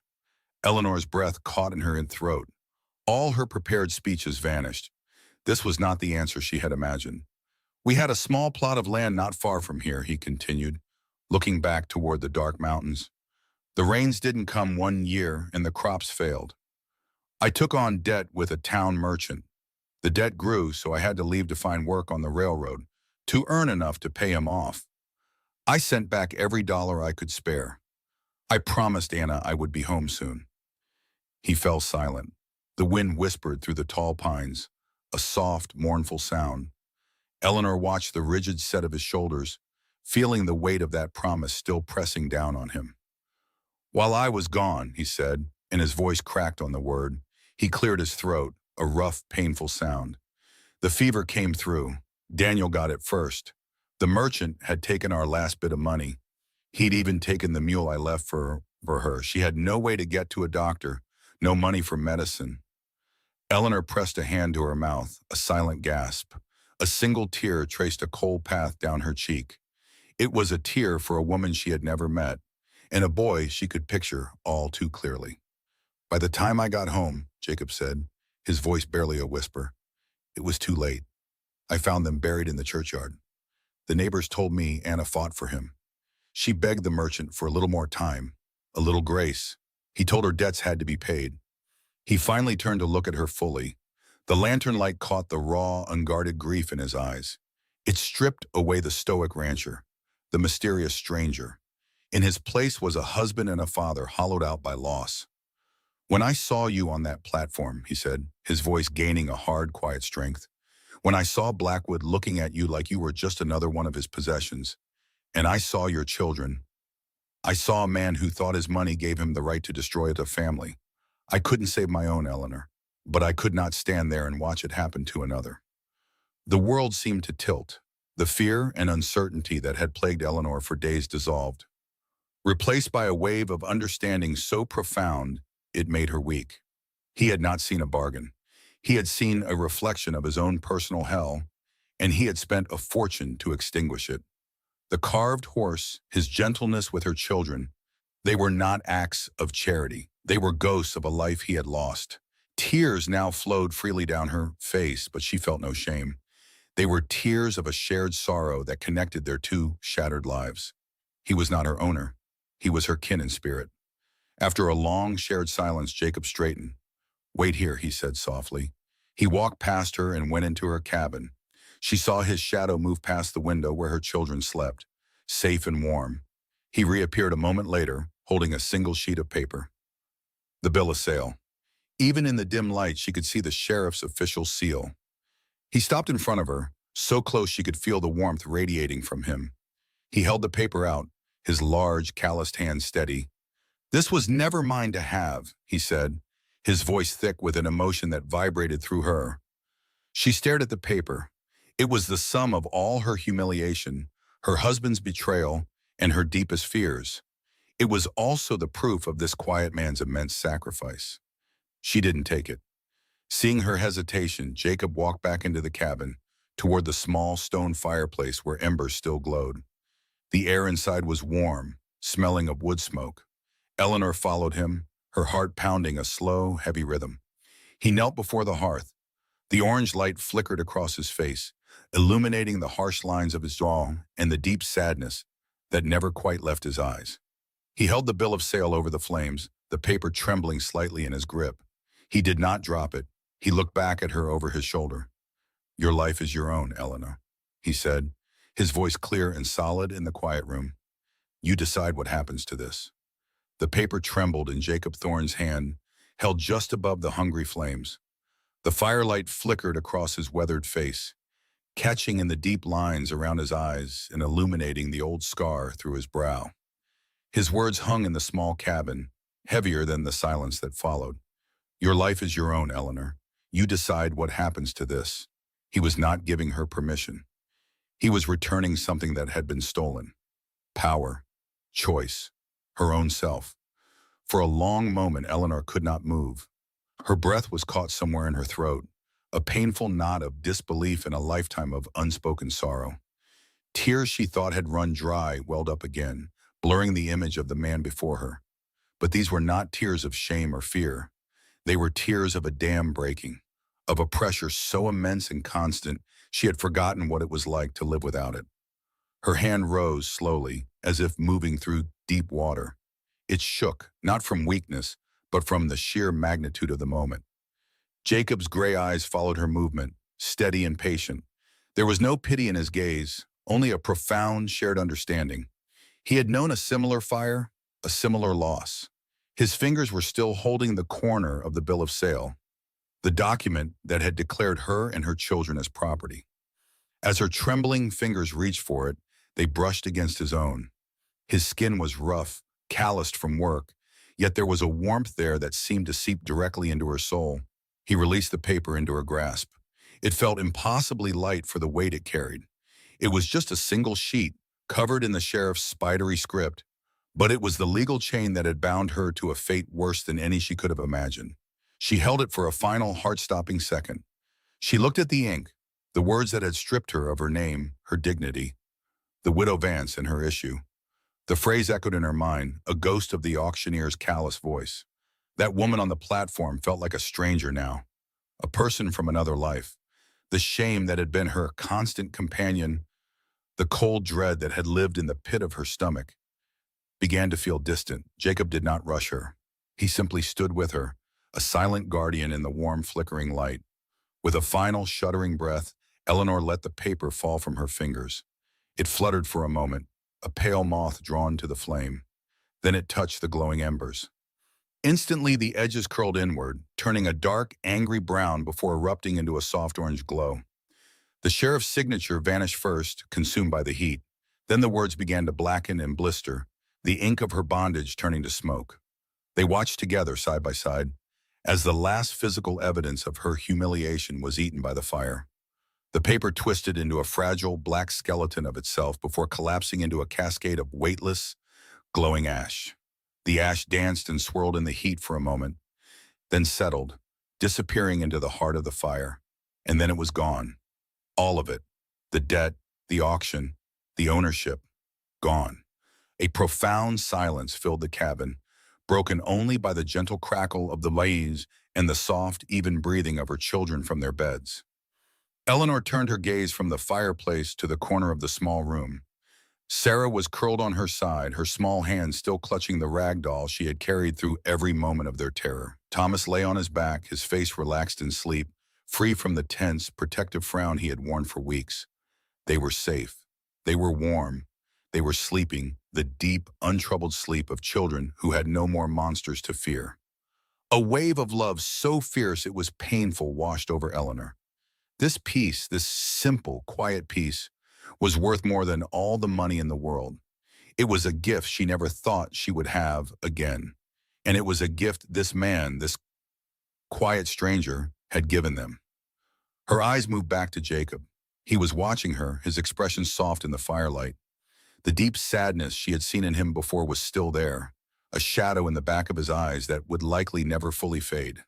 But tonight she saw something else alongside it, a quiet relief, a deep, abiding kindness that seemed to be the very bedrock of his soul.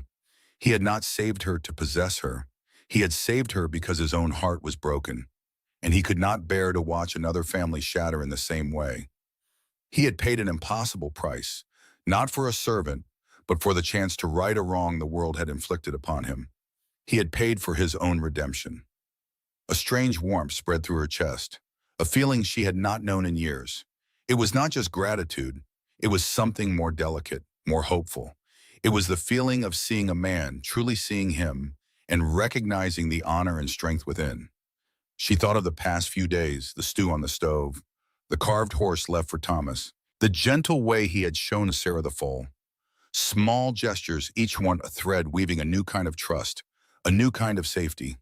She looked at his hands, strong and capable, the hands that had both signed away a fortune and offered her a path down from that horrible platform. He had used his strength not to dominate, but to protect.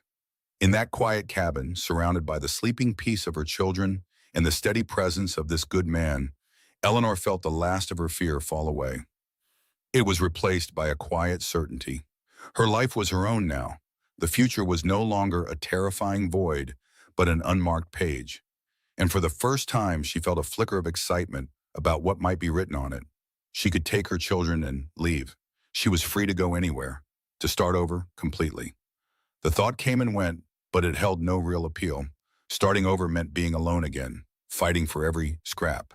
Here, in this valley at Whispering Creek, she had found something she thought was lost to her forever. A sanctuary, a home. She finally broke the long, comfortable silence. Her voice, when it came, was not the whisper of a victim.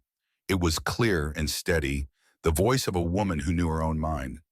She gave him a small smile, the first true, unguarded smile she had offered anyone since Robert's passing.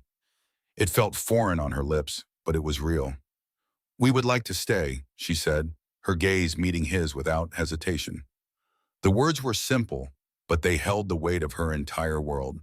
"If you'll have us." Her fate was finally her own, and she was choosing him. She was choosing this life, this quiet ranch, this chance at a future built not on debt and shame, but on kindness and shared hope. She was choosing to stay in the place where she had finally been set free. What would you have done? One line in the comments, let's argue it out together. Where did the story catch you? Which scene made you stop and think? A small like is a small move, but it's a big support for this channel. See you in the next story. Subscribe so you don't miss it.